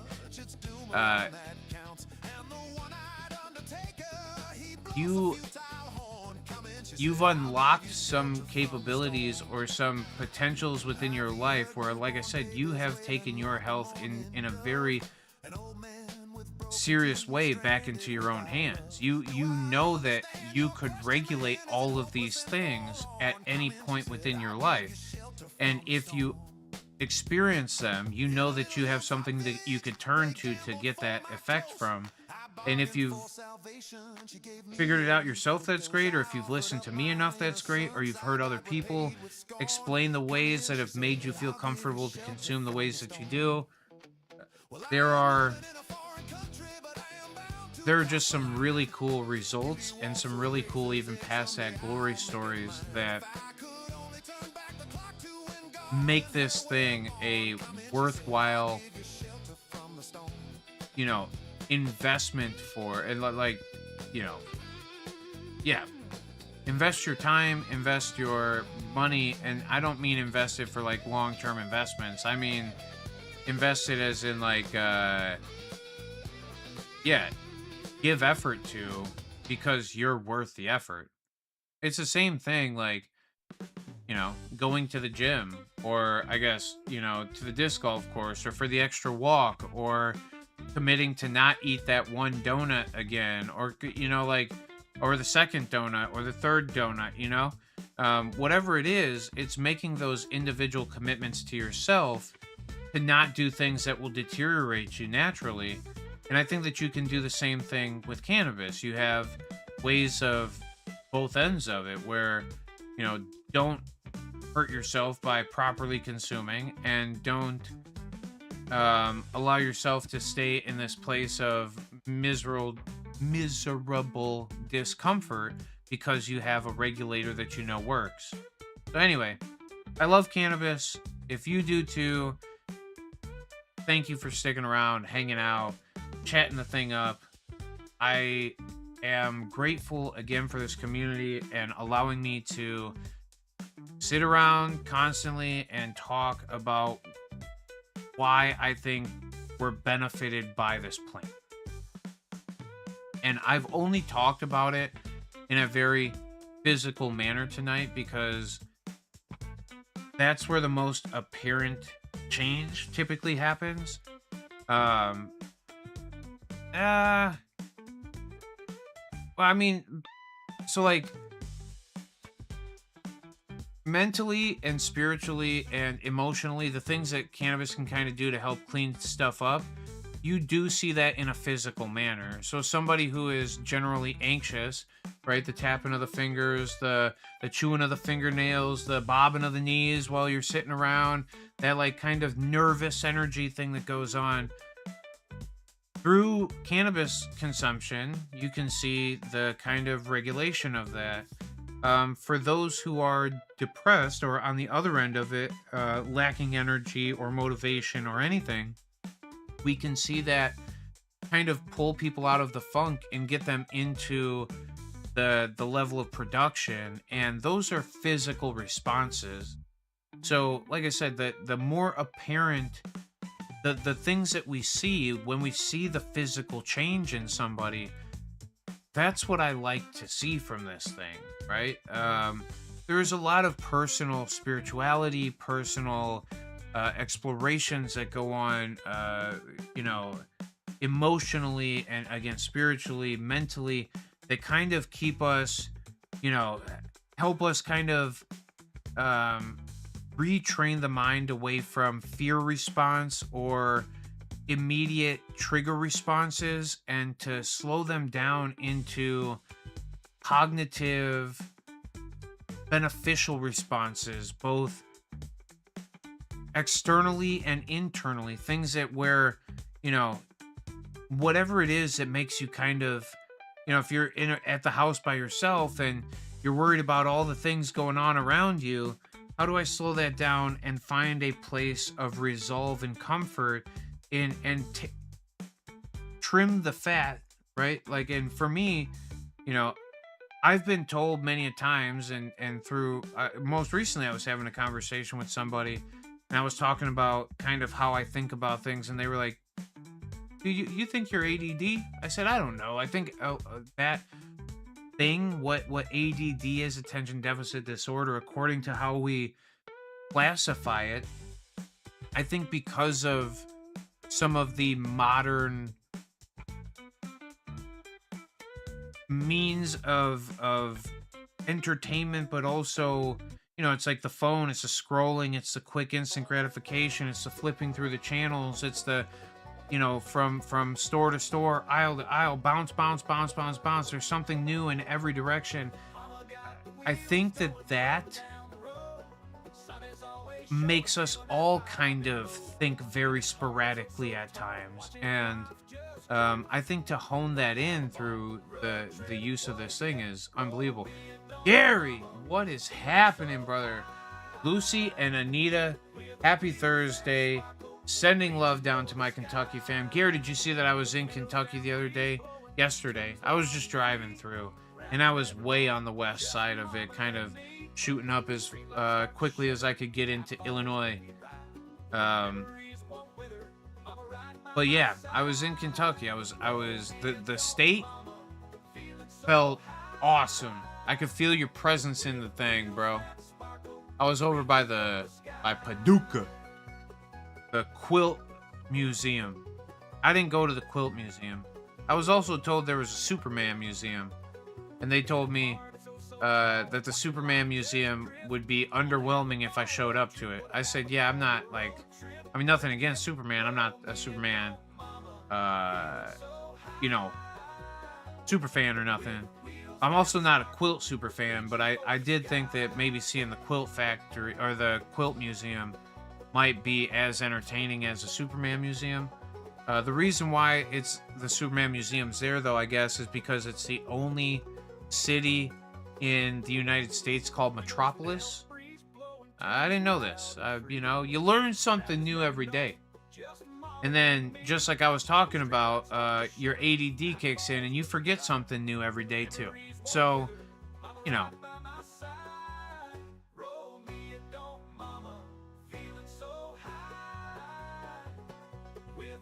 Yeah.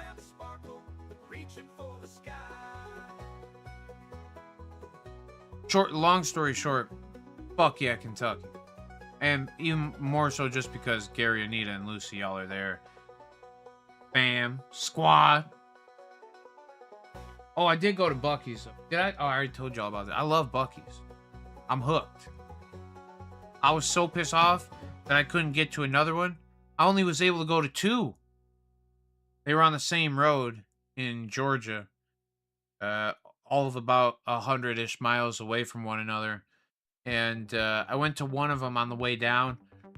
Thought about getting off to the second one, but didn't on the way down. On the way back, I went to both of them. So I did 3 Buc-ee's trips in the last, 14 days. It makes me want them to build a Buc-ee's here so bad. I don't know why. You want to talk about ADD satisfaction? Take you to a fucking Buc-ee's, bro. That's like a ADD kids playground in there. You got all kinds of shit to look at. And if you're a thicker ADD kid like I am, you're somebody who enjoys the snacks and stuff. Oof. Set up.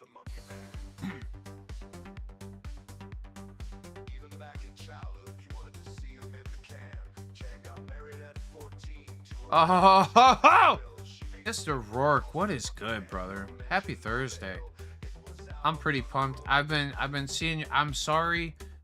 We were recording earlier this morning, actually. Aaron and I were to release for the next week's episode because our man's gonna be in Costa Rica. Enjoy your trip to Costa Rica, my brother.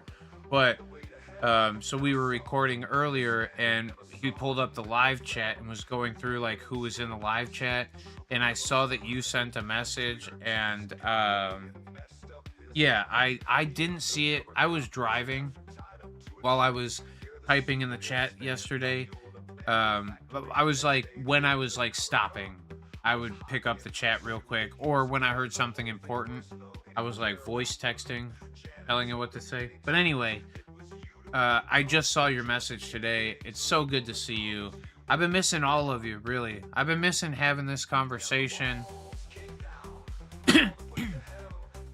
I spent some time with my cousins and my aunt and uncle this weekend.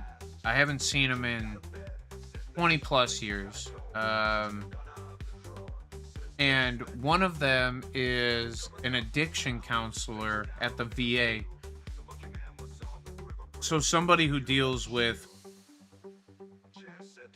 multitudes of addiction problems. And she said, everybody's using cannabis to stop their addiction to something else.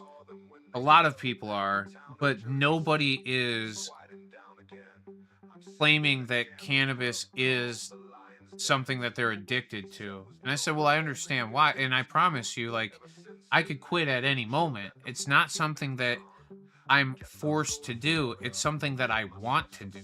It's something that genuinely gives me excess comforts than just feeling buzzed. It allows me to, where I'm talking about it now, to stop all of those extra thoughts that go on and helps me stay focused on a single task at hand. So, yeah. Gawani, what's up, brother? Happy Thursday, my brother.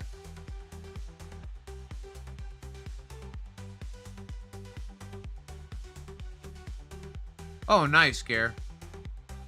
You know what I did see? Fuck, I'm gonna send this to myself on Facebook really quick so I can show you all this.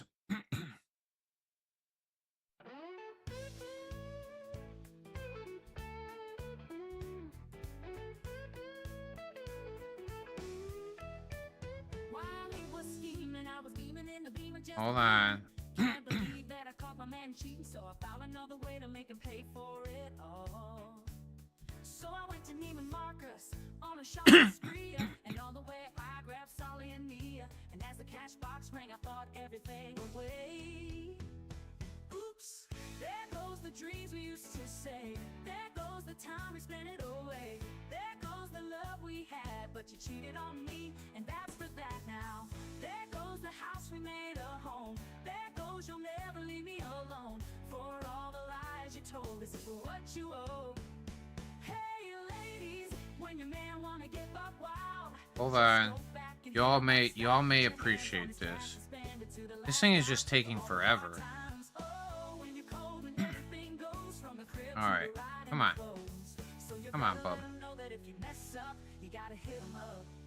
While he was bragging, I was coming down the hill with just a dragon. All of his pictures and his clothes. More send, share. Come on, bub. It's a shame we have to play these games. The love we had just faded away. Oh, okay. Again. Yep. There goes the dreams we used to. Anybody?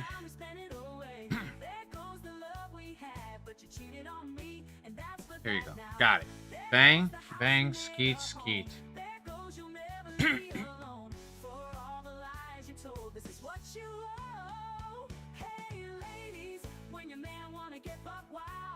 Just go back and hit him up style. Put your hands on his cash and spend it to the last dime. For all the hard times. Oh, when you're cold and everything goes from the crib to the ride and the clothes. So you better let him know that if you mess up, you gotta hit him up. Alright, here we go. Got it. Just go back and hit him up style. Put your hands on his cash and spend it to the last dime. For all the hard times. Oh, when you're cold and everything goes from Oh my god, why is everything so slow right now? Help a brother out. Look at this. The old Chattanooga Bud Dispensary. Okay? Look at this. Not even shame. Hello? What the hell is this? What in the hell? Why won't it just naturally do it? Alright, Chattanooga Bud Dispensary. Cannabis, pre-rolls, dispensary. It must be 21 plus. Right here it says $5 G's. Legal THCA flower, edibles, vapes, topicals, pet treats, apparel, kratom. So this is free pre-rolls. Look, Steezy, Pet CBD. This place was, I mean, like, it's unbelievably prevalent. Oh, damn it, dude. Oh, yeah, there you go. Free pre-rolls. Must show ID 21 plus. Must be 21 to enter. Let's see, what else do we got? Oh, yep, see? Pick $5 items, only $19.99. You can get her a diamond in here, too. This place is kind of a one-stop shop for picking up those, you know, the ladies in Chattanooga. Hold up.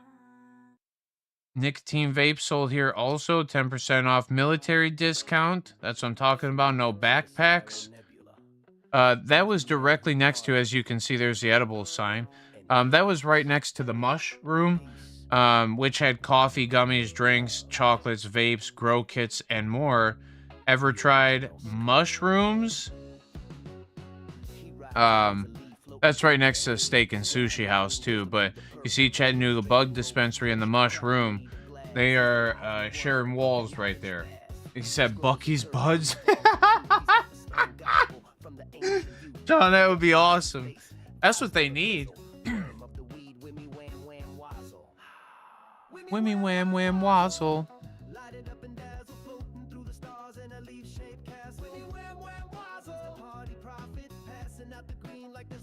All right.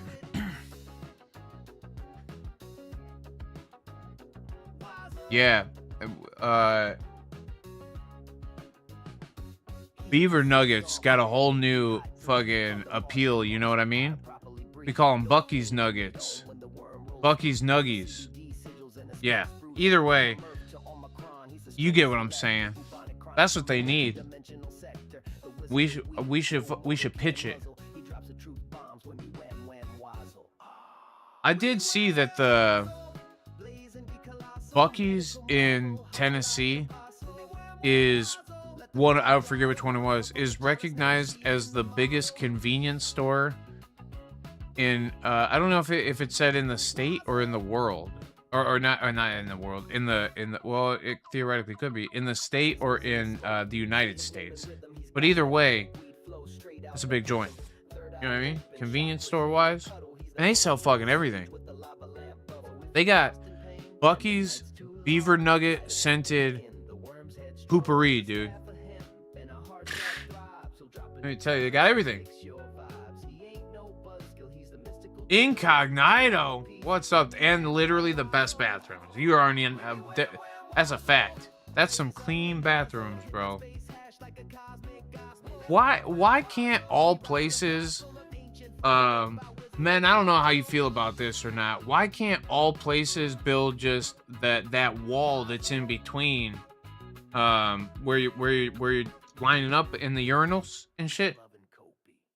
A Bucky's wall guarantees that nobody's gonna be splashing around. I wear flip-flops, yo. I try when I'm in a public restroom, I gotta get inside like one of the stalls, man. I can't be close to somebody else who can't control shit, you know what I mean? Oh man. Anyway. What I'm talking about, Gare.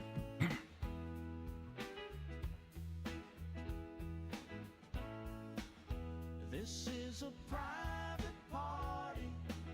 21 plus, it's Guapo's birthday, 26th of the month. Yeah, so I'm just all for building. You know what? When they say build that wall, I'm talking about in between the urinals. If you ever hear me talking about it, that's the wall I really wish was built. Everywhere.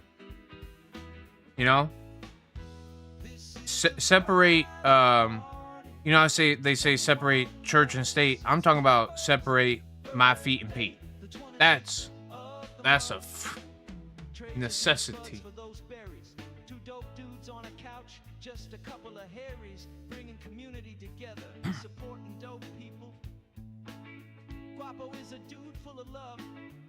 Show me what dope people is about, and introduce me to this community. Can't thank him enough. Support dope people. But yeah, I'm trying to think if anything else happened along my endeavors. Can I? All right, so check this out. This is what really happened. All right, I got down. I reconnected with my family. They were all supposed to leave the next day. The cousins. The aunt and uncle live there, so it's all good. My two cousins were supposed to leave. One of them had their son with, I've never met. The one who had the son with ended up staying for a couple extra days, so we got to spend more time together. So the weekend, or my adventures started off really well. Secondly, I got to see one of my greatest friends from pretty much, youth. Somebody that I've spent a lot of time with. That's who I caught the shark with. Well, he caught the shark, really. We were. I'll call it a team effort. I wasn't much of the team. All right, I was maybe 10 to 20% of the process, mostly standing around, set the line to begin with, and then I think I pulled it maybe one total foot, maybe two, but it was the hardest two. He was in the sand. Anyway, not trying to take credit here. So I got to spend time with that guy. I disc golfed with two of the best in the world on one of the greatest courses. Amazing experience. Went to the pro event, got a VIP access to the pro event, was able to walk around. All right, so I'll tell you this story. For those who are disc golfers, if you know anything about it, Gannon Burr, who's like arguably the greatest in the world right now, he is the greatest in the world right now.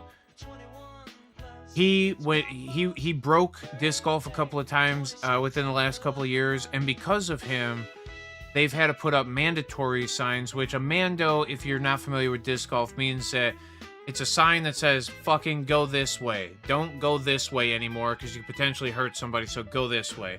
He gets mandos put up for him. I got no spectator sign put up for me, personally. I was about to walk, I did.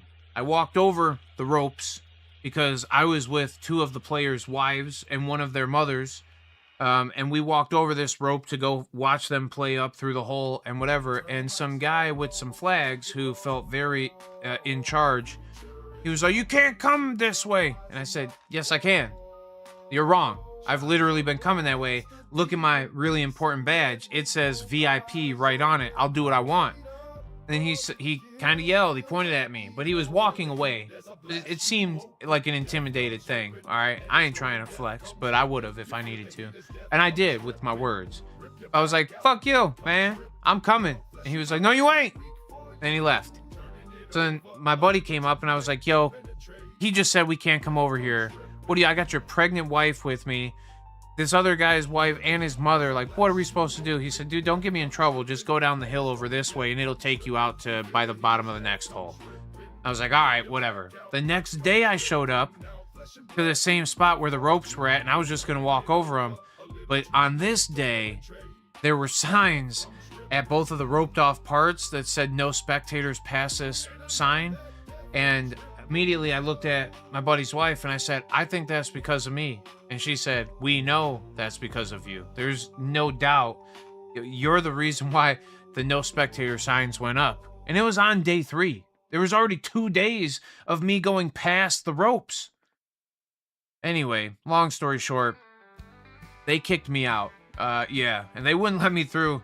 And then they put up signs because of me. So, the best in the world, as far as playing the game goes, he gets mandatory signs put up for him. And then I get stay the fuck out signs. But anyway, it was one of the best experiences. Had an incredible time. On Saturday of that experience, so that was Friday, Saturday, Sunday. On Saturday, I ran into a local, somebody from our local area who's a disc golfer. And I was like, what the fuck are you doing here? No, what are you doing here? So I'm just in the area for some family things, but I saw that the thing was going on. I talked to a few people, and I'm here now. So he's like, oh my God, well, where are you staying? He said, I'm staying like by Sarasota. Okay, so I'm staying in Port Charlotte. Shut the fuck up. That's actually exactly where I'm staying. I just didn't know if you'd know what it is, so I used the closest big thing. I said, nah, dude, like that's exactly where I'm staying. We ended up being 8 minutes away from one another, okay? So I was able to go disc golf with this guy Monday morning. In the middle of last week, I was looking at one of my friend's posts on the old Facebook, and it's of his family, and he's fishing, but there's palm trees in the back. I said, hey, dog, where the fuck are you at? Oh, well, I'm in Florida. I said, where at in Florida? I looked, 7 hours away. I didn't know. Hell, if you got all the way down to like the bottom of it, the tip of the Everglades, all the way up there, you're probably a 9 to 10 hour fucking drive. Anywho, I didn't know Florida was that long. But, long story short, I was like, oh, well, that's fucked. You're 7 hours away. Wait, why? Where are you at? I'm in Port Charlotte. Oh my God, that's where my sister lives. You should go hang out with somebody that I went to school with. Fucking incredible human. So we ended up hanging out for a couple of days. Fucking just reconnecting. It was weird how many people that from here were there. And people that like, I'm telling y'all, what a great experience. the circumstances of my visit sucked. It's not the best, but the outcome of the experience were the best, and I'm grateful for the community and everything. I don't know what it was kind of way up in like the panhandle part of it, and then all the way down to the tip of the Everglades. Wait, Gawani, you're in fucking Port Charlotte? There's no way. If I literally fucking... Oh my god, I'm gonna freak out right now. Oh, okay. God damn, Gawani, you fucking... Yeah, I was in Port Charlotte, though. And I will visit again. And if you're there that close, next time I'm down, I promise you I'll come hang out. Oh, you live in Sarasota? Oh my fucking god. Oh, I wish I would have. Man. That would have completed the trip, bro. That would have made it unbelievable. Fuck. Alright. Next time I come down, I promise you. And I need to come down again. It's just wait. Listen, I don't fly. I would fly to get back to what I was a part of right there. It's 2.5 hours, maybe 3 hours of a flight from where we're at down to there. I think I can handle it. I wouldn't even need to take a full Xanax.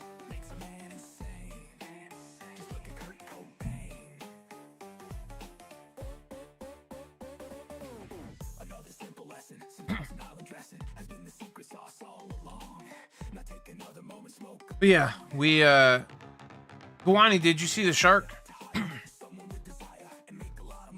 I don't think you were here when I showed off the big catch.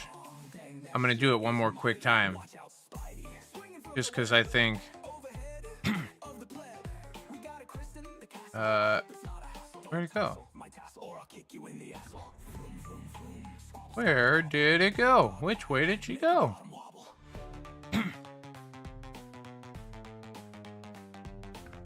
Look at this guy, Kawani. We pulled this thing out of the water. Hold on, let me find another. I'm trying to... Look at that. That's a big boy. He was thick. But yeah, we pulled out a...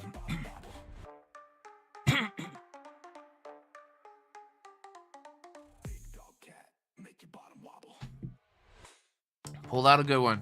Little shark bait. Let me tell you.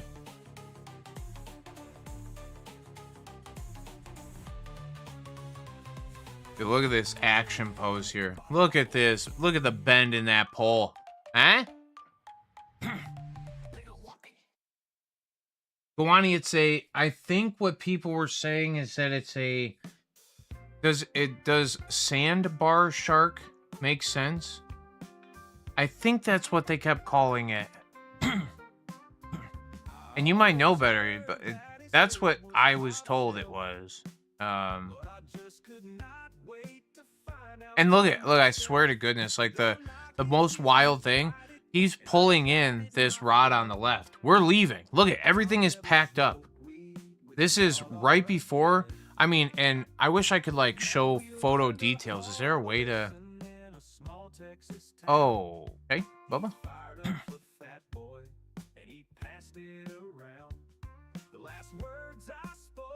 Fact? Does that make any sense? Nope, that's just gonna... I don't think that has any... No. Okay. Hey, Bubba.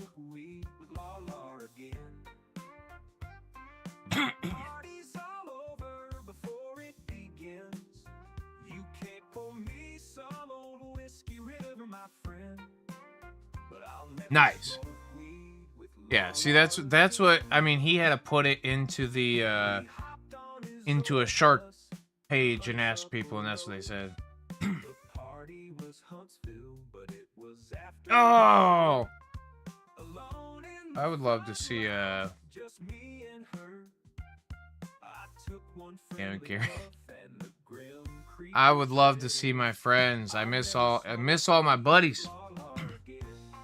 Um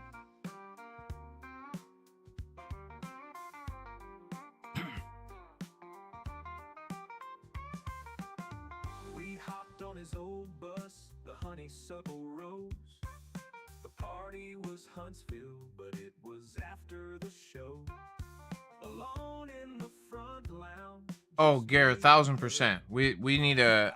I literally wanted to come that way, but I think when I looked at the distance difference, I was looking at something like plus 2 hours or plus 3 hours or something to come out that way. And not that you aren't worth it. I was just ready to stop driving. I did 10 hours down and then finished the 10 hours the next day. Then drove down to Fort Myers 2 days and there and back. So about an hour and a half both directions, 3 hours of driving, 2 days. Then 3 days drove up to the disc golf tournament and back. That was about 2 hours and 20 minutes. So about closer to 5 hours a day. So 15-ish hours there. And then another 10 hours back home, you know. So 10 hours and then 10. So 20 more hours back. I was in the car a fuck ton is all I'm saying. And I was ready to chill. It was a lot. Yeah. And I'm somebody who does not mind driving, actually. I like turning on the music, jamming. I love it because I was fortunate enough to have a couple of friends that will sit on the phone for an hour plus at a time with me, just bullshitting about everything. Yeah, I outside of the direct circumstance of me going there, there was no part of the trip that was, I fucking lie, okay? My stay at the DoubleTree on the way home, little disappointing, okay? You know what? Yeah, you know what? Oh.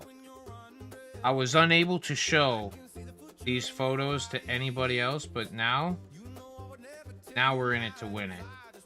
I don't do this shit. Who am I? I do not write reviews and do fucking wilds. Oh, you know what? I might as well show you all this whole entire thing.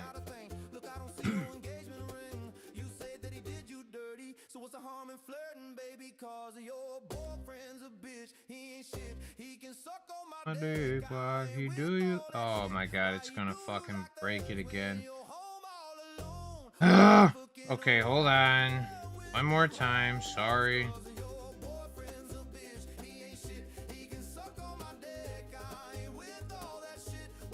Do you like this?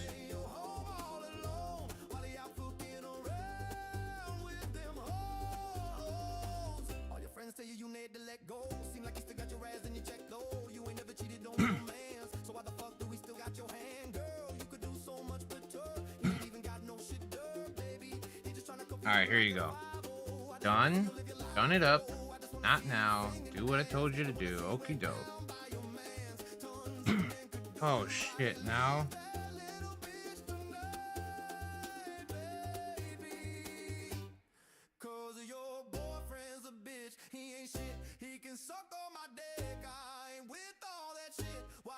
This is the third time I've had to touch all of these photos, and there is like 30 plus of them. So give me 1 second, my friends. Let me show you all what the hell is going on. Let me show you all what I'm getting all excited about here. All right, I had an experience. Watch this.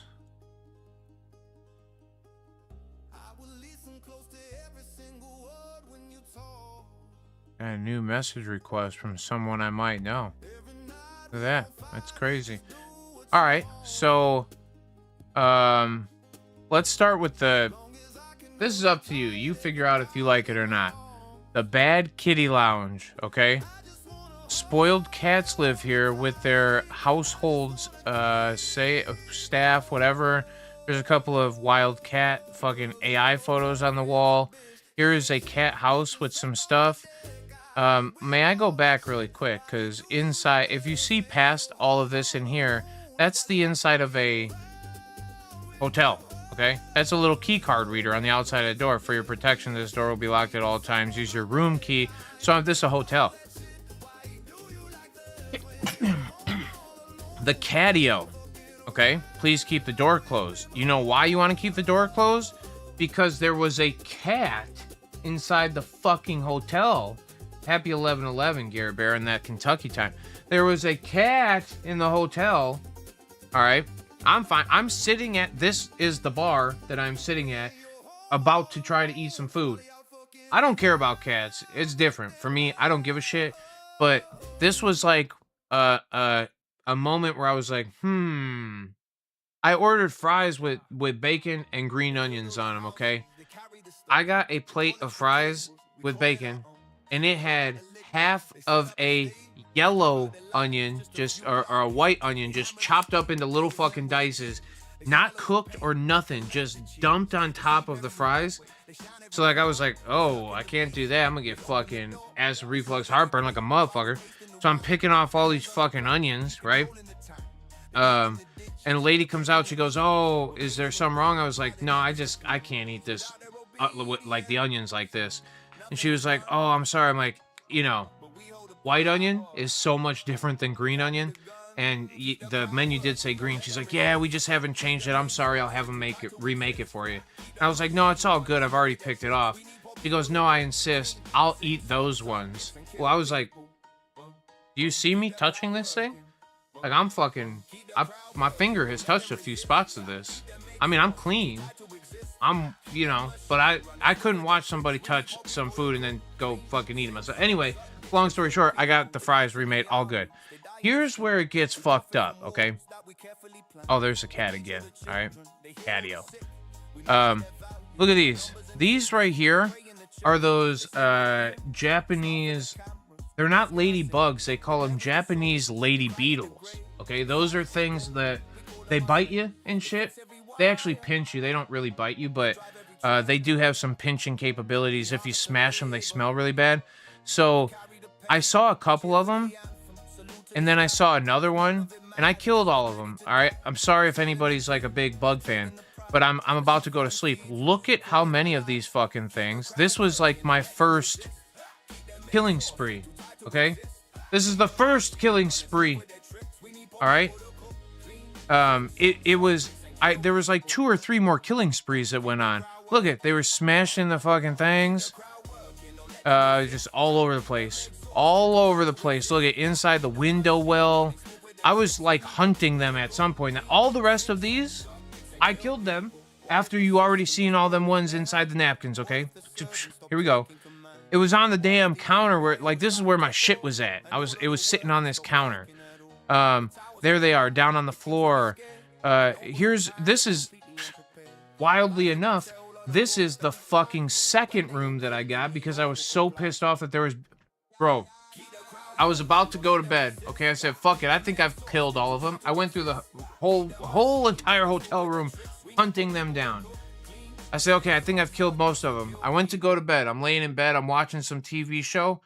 No shit. Boonk. I feel something. I'm like, what the fuck is that? I slap it. It falls down on my shirt.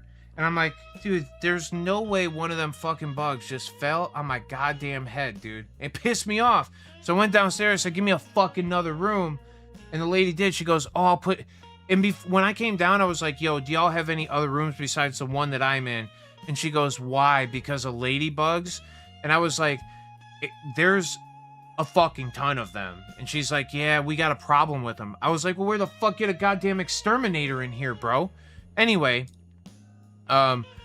this is the second room. The first room I was in was a fucking, a king-size bed. And then they gave me this little fucking dual queen bed. And she goes, oh, don't worry about it. I won't charge you more. But they go, fucking course you won't. I got bugs crawling on me, man. All right, anyway, there's another one. There's another one. They're dude.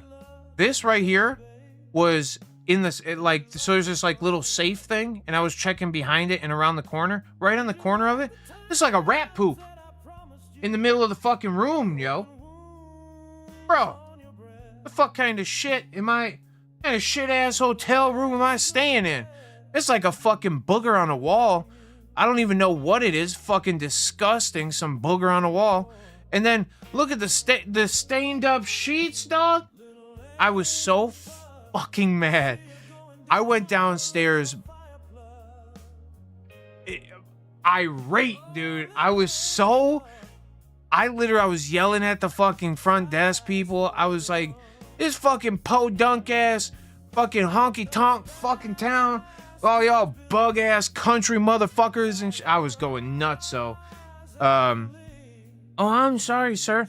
It's the first, I don't leave fucking reviews on shit. Fuck that. But I wish somebody had left a review about watch out for all the fucking ladybugs. Watch out for the cats in the goddamn bar area. You know what I mean? Fuck.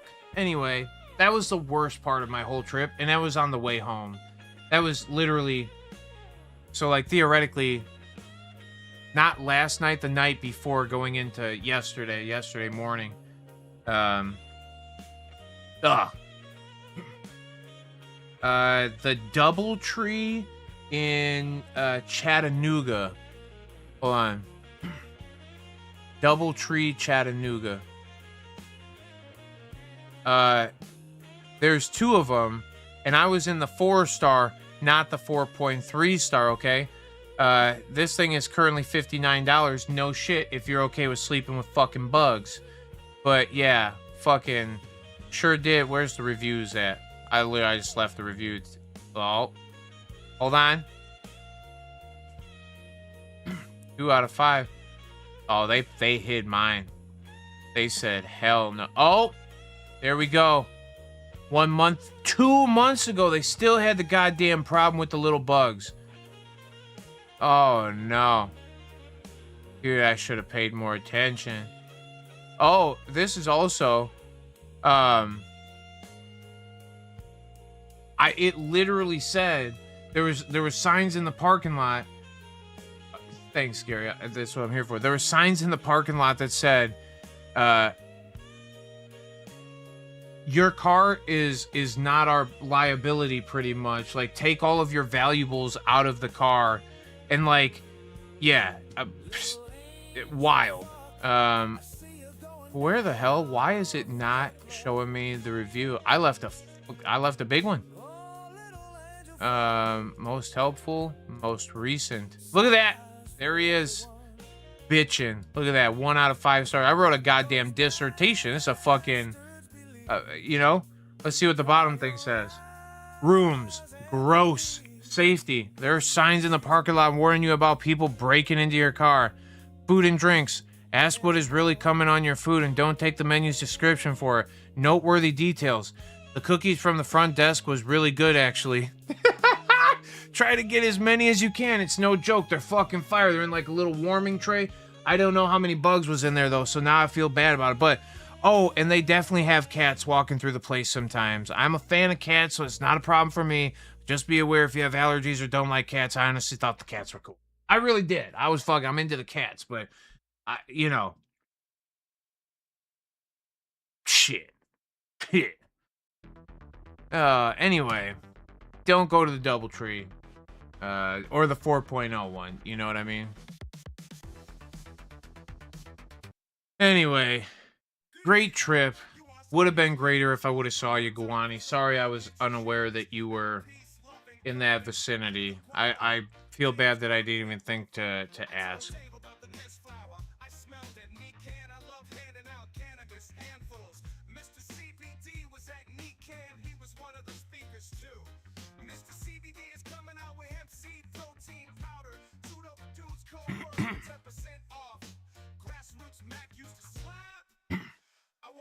Galaxy Labs, they have awesome genetics. I bought C2 cars from China. Sometimes that's the bottom of the top shelf.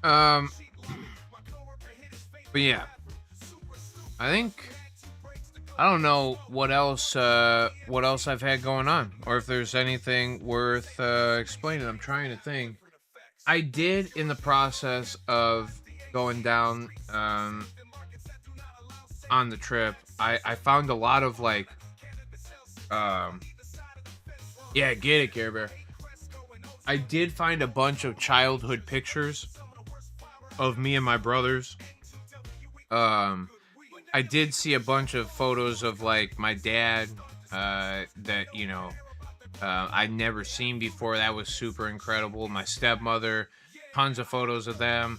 My grandma and grandpa on that side. My uncle and aunt, their kids. Like it was so neat to see some old photos and to go back to those times. That the nostalgia trip that went down through some of it was incredible. Um, I didn't, you know what? I partially okay with it, but partially disappointed in it too. I didn't see any gators. Um,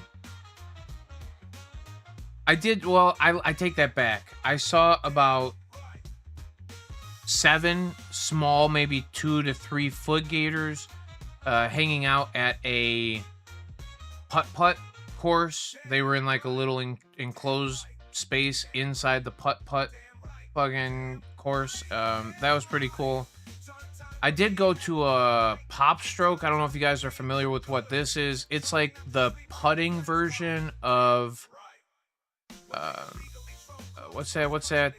Top Golf. I don't know if you guys have ever been to Top Golf, but Pop Stroke kind of similar in that it's 2 18-hole putt courses.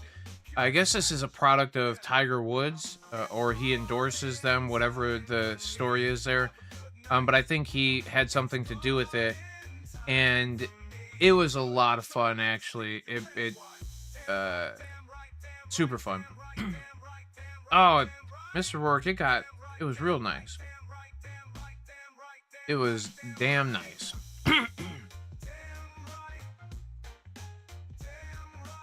But yeah, I did see an iguana. I was pumped to see the iguana. I don't know if I didn't see any pythons, thank God. That's not my jam. I heard that there was a big snake on the side of the disc golf course that I never went over to see. But one of the crazy disc golfers was like, "Oh, there's a big one over here. I gotta go see it again. I saw it walking up the hill. Now I'm gonna go back and track it." Well, have fun. If anything happens, I'm out. Mr. John Voight, I appreciate you so much. Again, hilarious. My bud, John. Those skits there are fucking phenomenal. Your reviews are actually spot on. Super fun to listen to. I look forward to watching more of those in the near future. And hopefully we can collab a little bit on some things. I think a little B-roll.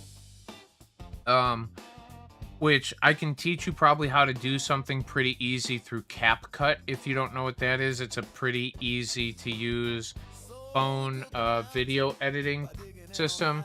But I think while some of your conversations going on and you're, talking about the product theoretically,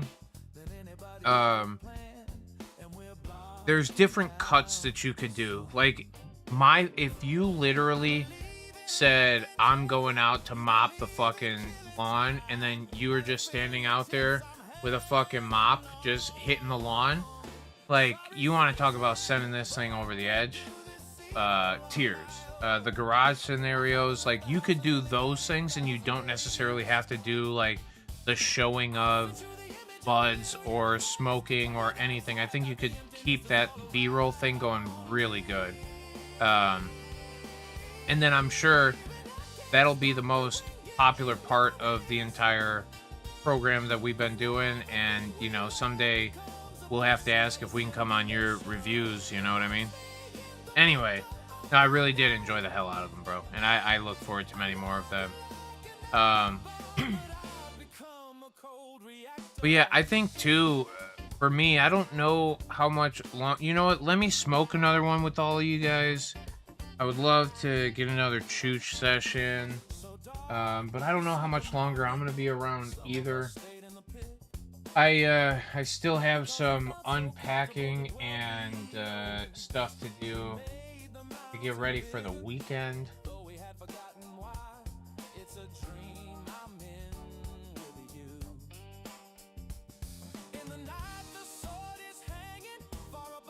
No, thanks to you, John. Honestly, I appreciate the hell out of you, to be very honest. I think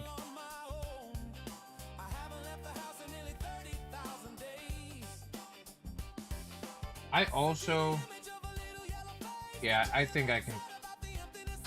John, let's tomorrow, if you got some time, give me a call if you don't mind. If you're still around and hear this. I want to chat with you about a few things, maybe. Get your perspective on some stuff. I also will tell you some stuff that I'm trying to make happen. I don't think it's going to, but at least you'll know and you can hear about it, and then maybe you can,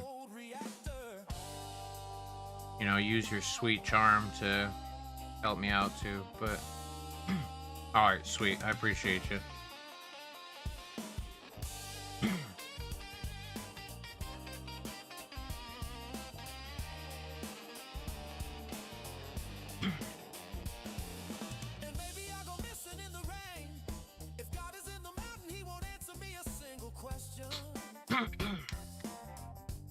All right, friends, let's hit a little smoke sesh.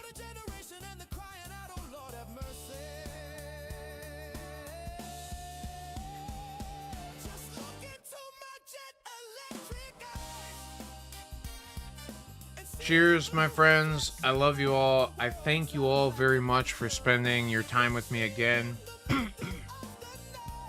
Chooch one of these bags.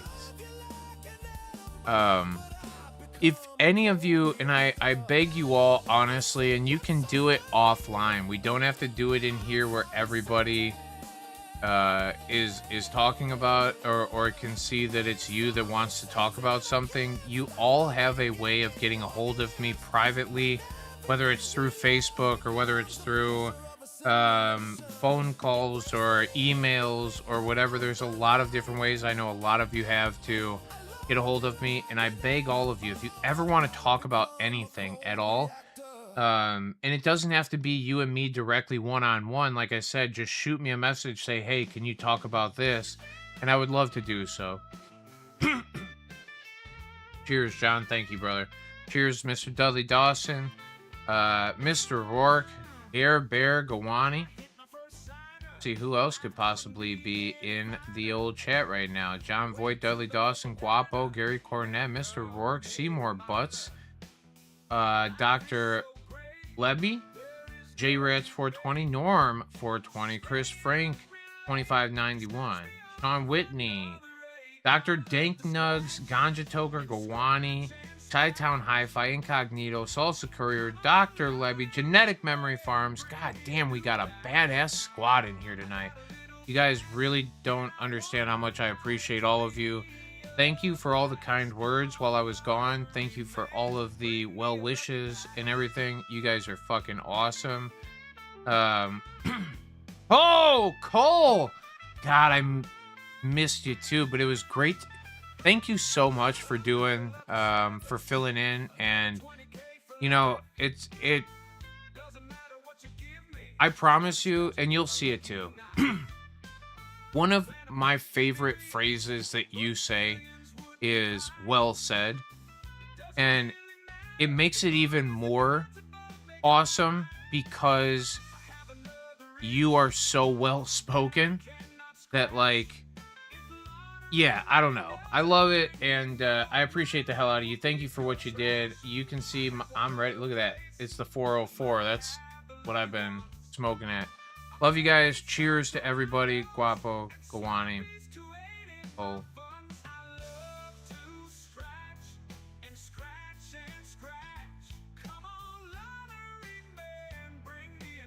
Yeah.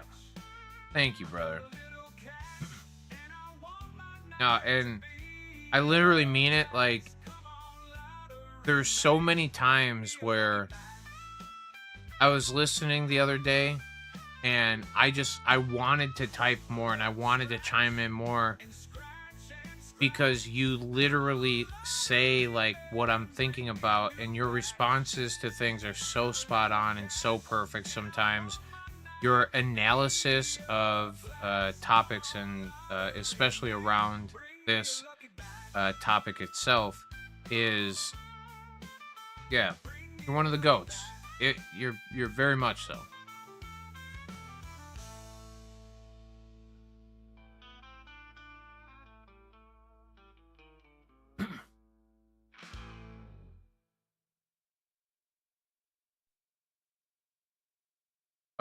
This is that what is it? Cheese and peanut butter breath mix or something like that? Peanut butter breath and SFVOG or something? I don't remember what the combo is, but um in here and on this thing is what I saved this stuff for. I've got maybe another 2-ish, 3-ish grams of, maybe a few more. I got a few grams of this thing left. SFVOG times margarine. Damn close.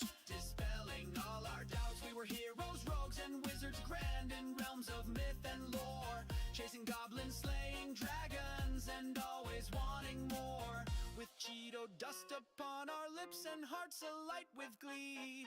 Another epic campaign night for all the world to see. Roll for comeliness, the DM cried a smirk upon his face, and someone mumbled more like come on right there in that sacred space. The Kinder bless his sticky hands with his bag of holding deep. Did any of you guys play D&D? The rest of us just weep our mangy cackle fingers twitching, ready to unleash a fireball so magnificent it turned the foes. Not currently, but if you do currently, it's even more awesome. But at any point, did any of you ever play D&D?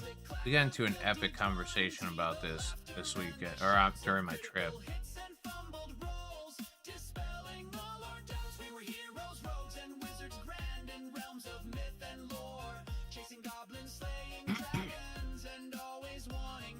Nice. See, I like when people say not currently because you're typically talking about like, and maybe even first ed, but yeah, that's right. Hell yeah, Guani. Little second edition. Little maybe third, 3.5 even.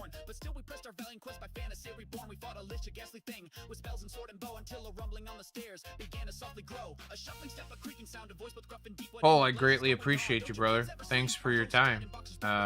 And again, thanks for filling in the other day. It was you know, it stinks when the good episodes I'm not able to be a part of, and it's one of the really good episodes, so. Oh, really? Nice, Kawani, that's dope. I was thinking about getting back into Diablo a little bit. I love Diablo.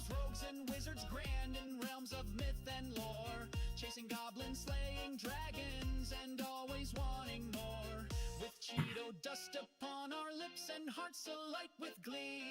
Another epic campaign night for all the world to see. I also asked about D&D. One, we were talking about it, but also this song is about D&D. So. But as we stumbled out the door, half blinded by the light, one final thought, a chilling dread gave us a sudden fright. Hey, what was that weird shimmering thing back in that dungeon hall? Just a gelatinous cube. That's all.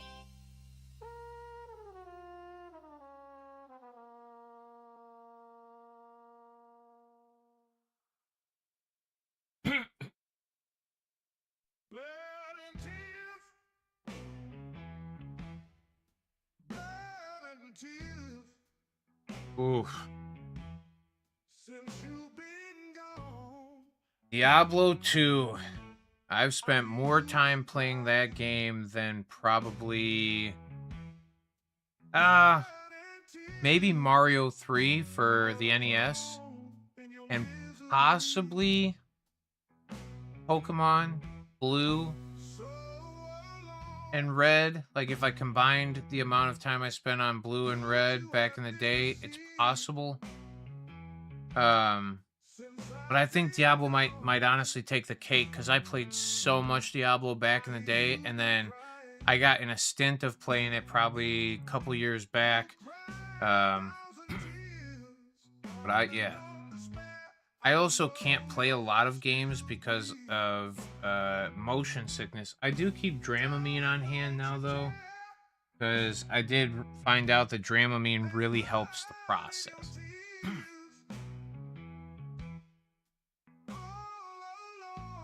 I contemplate um there's a new character for Diablo 2. I don't know. Anyway, I'm not going to talk too much about Diablo, but I do love that shit.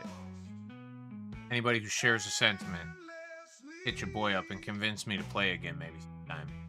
I got it on the Switch, and I do believe it's it may not be cross-platform. Let's find out.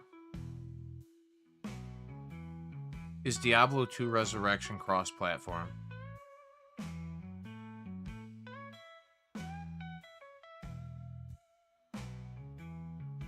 No, not supported cross-player or cross-platform multiplayer, but it is cross-save. So my PC account, I play on my Switch sometimes. But Guap, I'm also following you. So it's a quality good time to be getting out of here. My friends, so that you all know, before you go, let me find one more time. I'm gonna read all of my favorite people's names. We got a John Voight, Guapo, Dudley Dawson, Frank LaBarbera, Sean Whitney, Gary Cornett, Mr. Rourke, Seymour Butts, Cole Memo, J Rats 420, Norm 420, Chris Frank, Dr. Danknugs, Ganja Toker, Gawani, Chi-Town Hi-Fi, Incognito, uh, Salsa Courier, Dr. Levy, Genetic Memory Farms, Absolute Squad. Diablo? Yes, you do, Sean Whitney. You absolutely do. I might have a Diablo disc also. I don't know that I throw it, but I do think I own it. Before I go, y'all should. Avocado, avocado, avocado, avocado, potato, potato, potato, potato.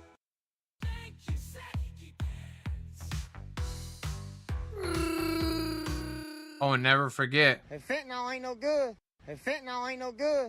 Hey, fentanyl ain't no good. It's Hey, fentanyl ain't no good. Disgusting. donuts. All right, friends. I love y'all. I appreciate you. I hope you strike peace when you seek it. I hope you find love when you need it, and I hope you can cope when you feel it. Peacekeepers, peace out. Have a fantastic night. I will see you all next Thursday. Thank you again for being here. Missed you all very much, and I look forward to seeing you all again soon. Have a lovely night and have a great weekend. Bye, y'all. Love you. Peace.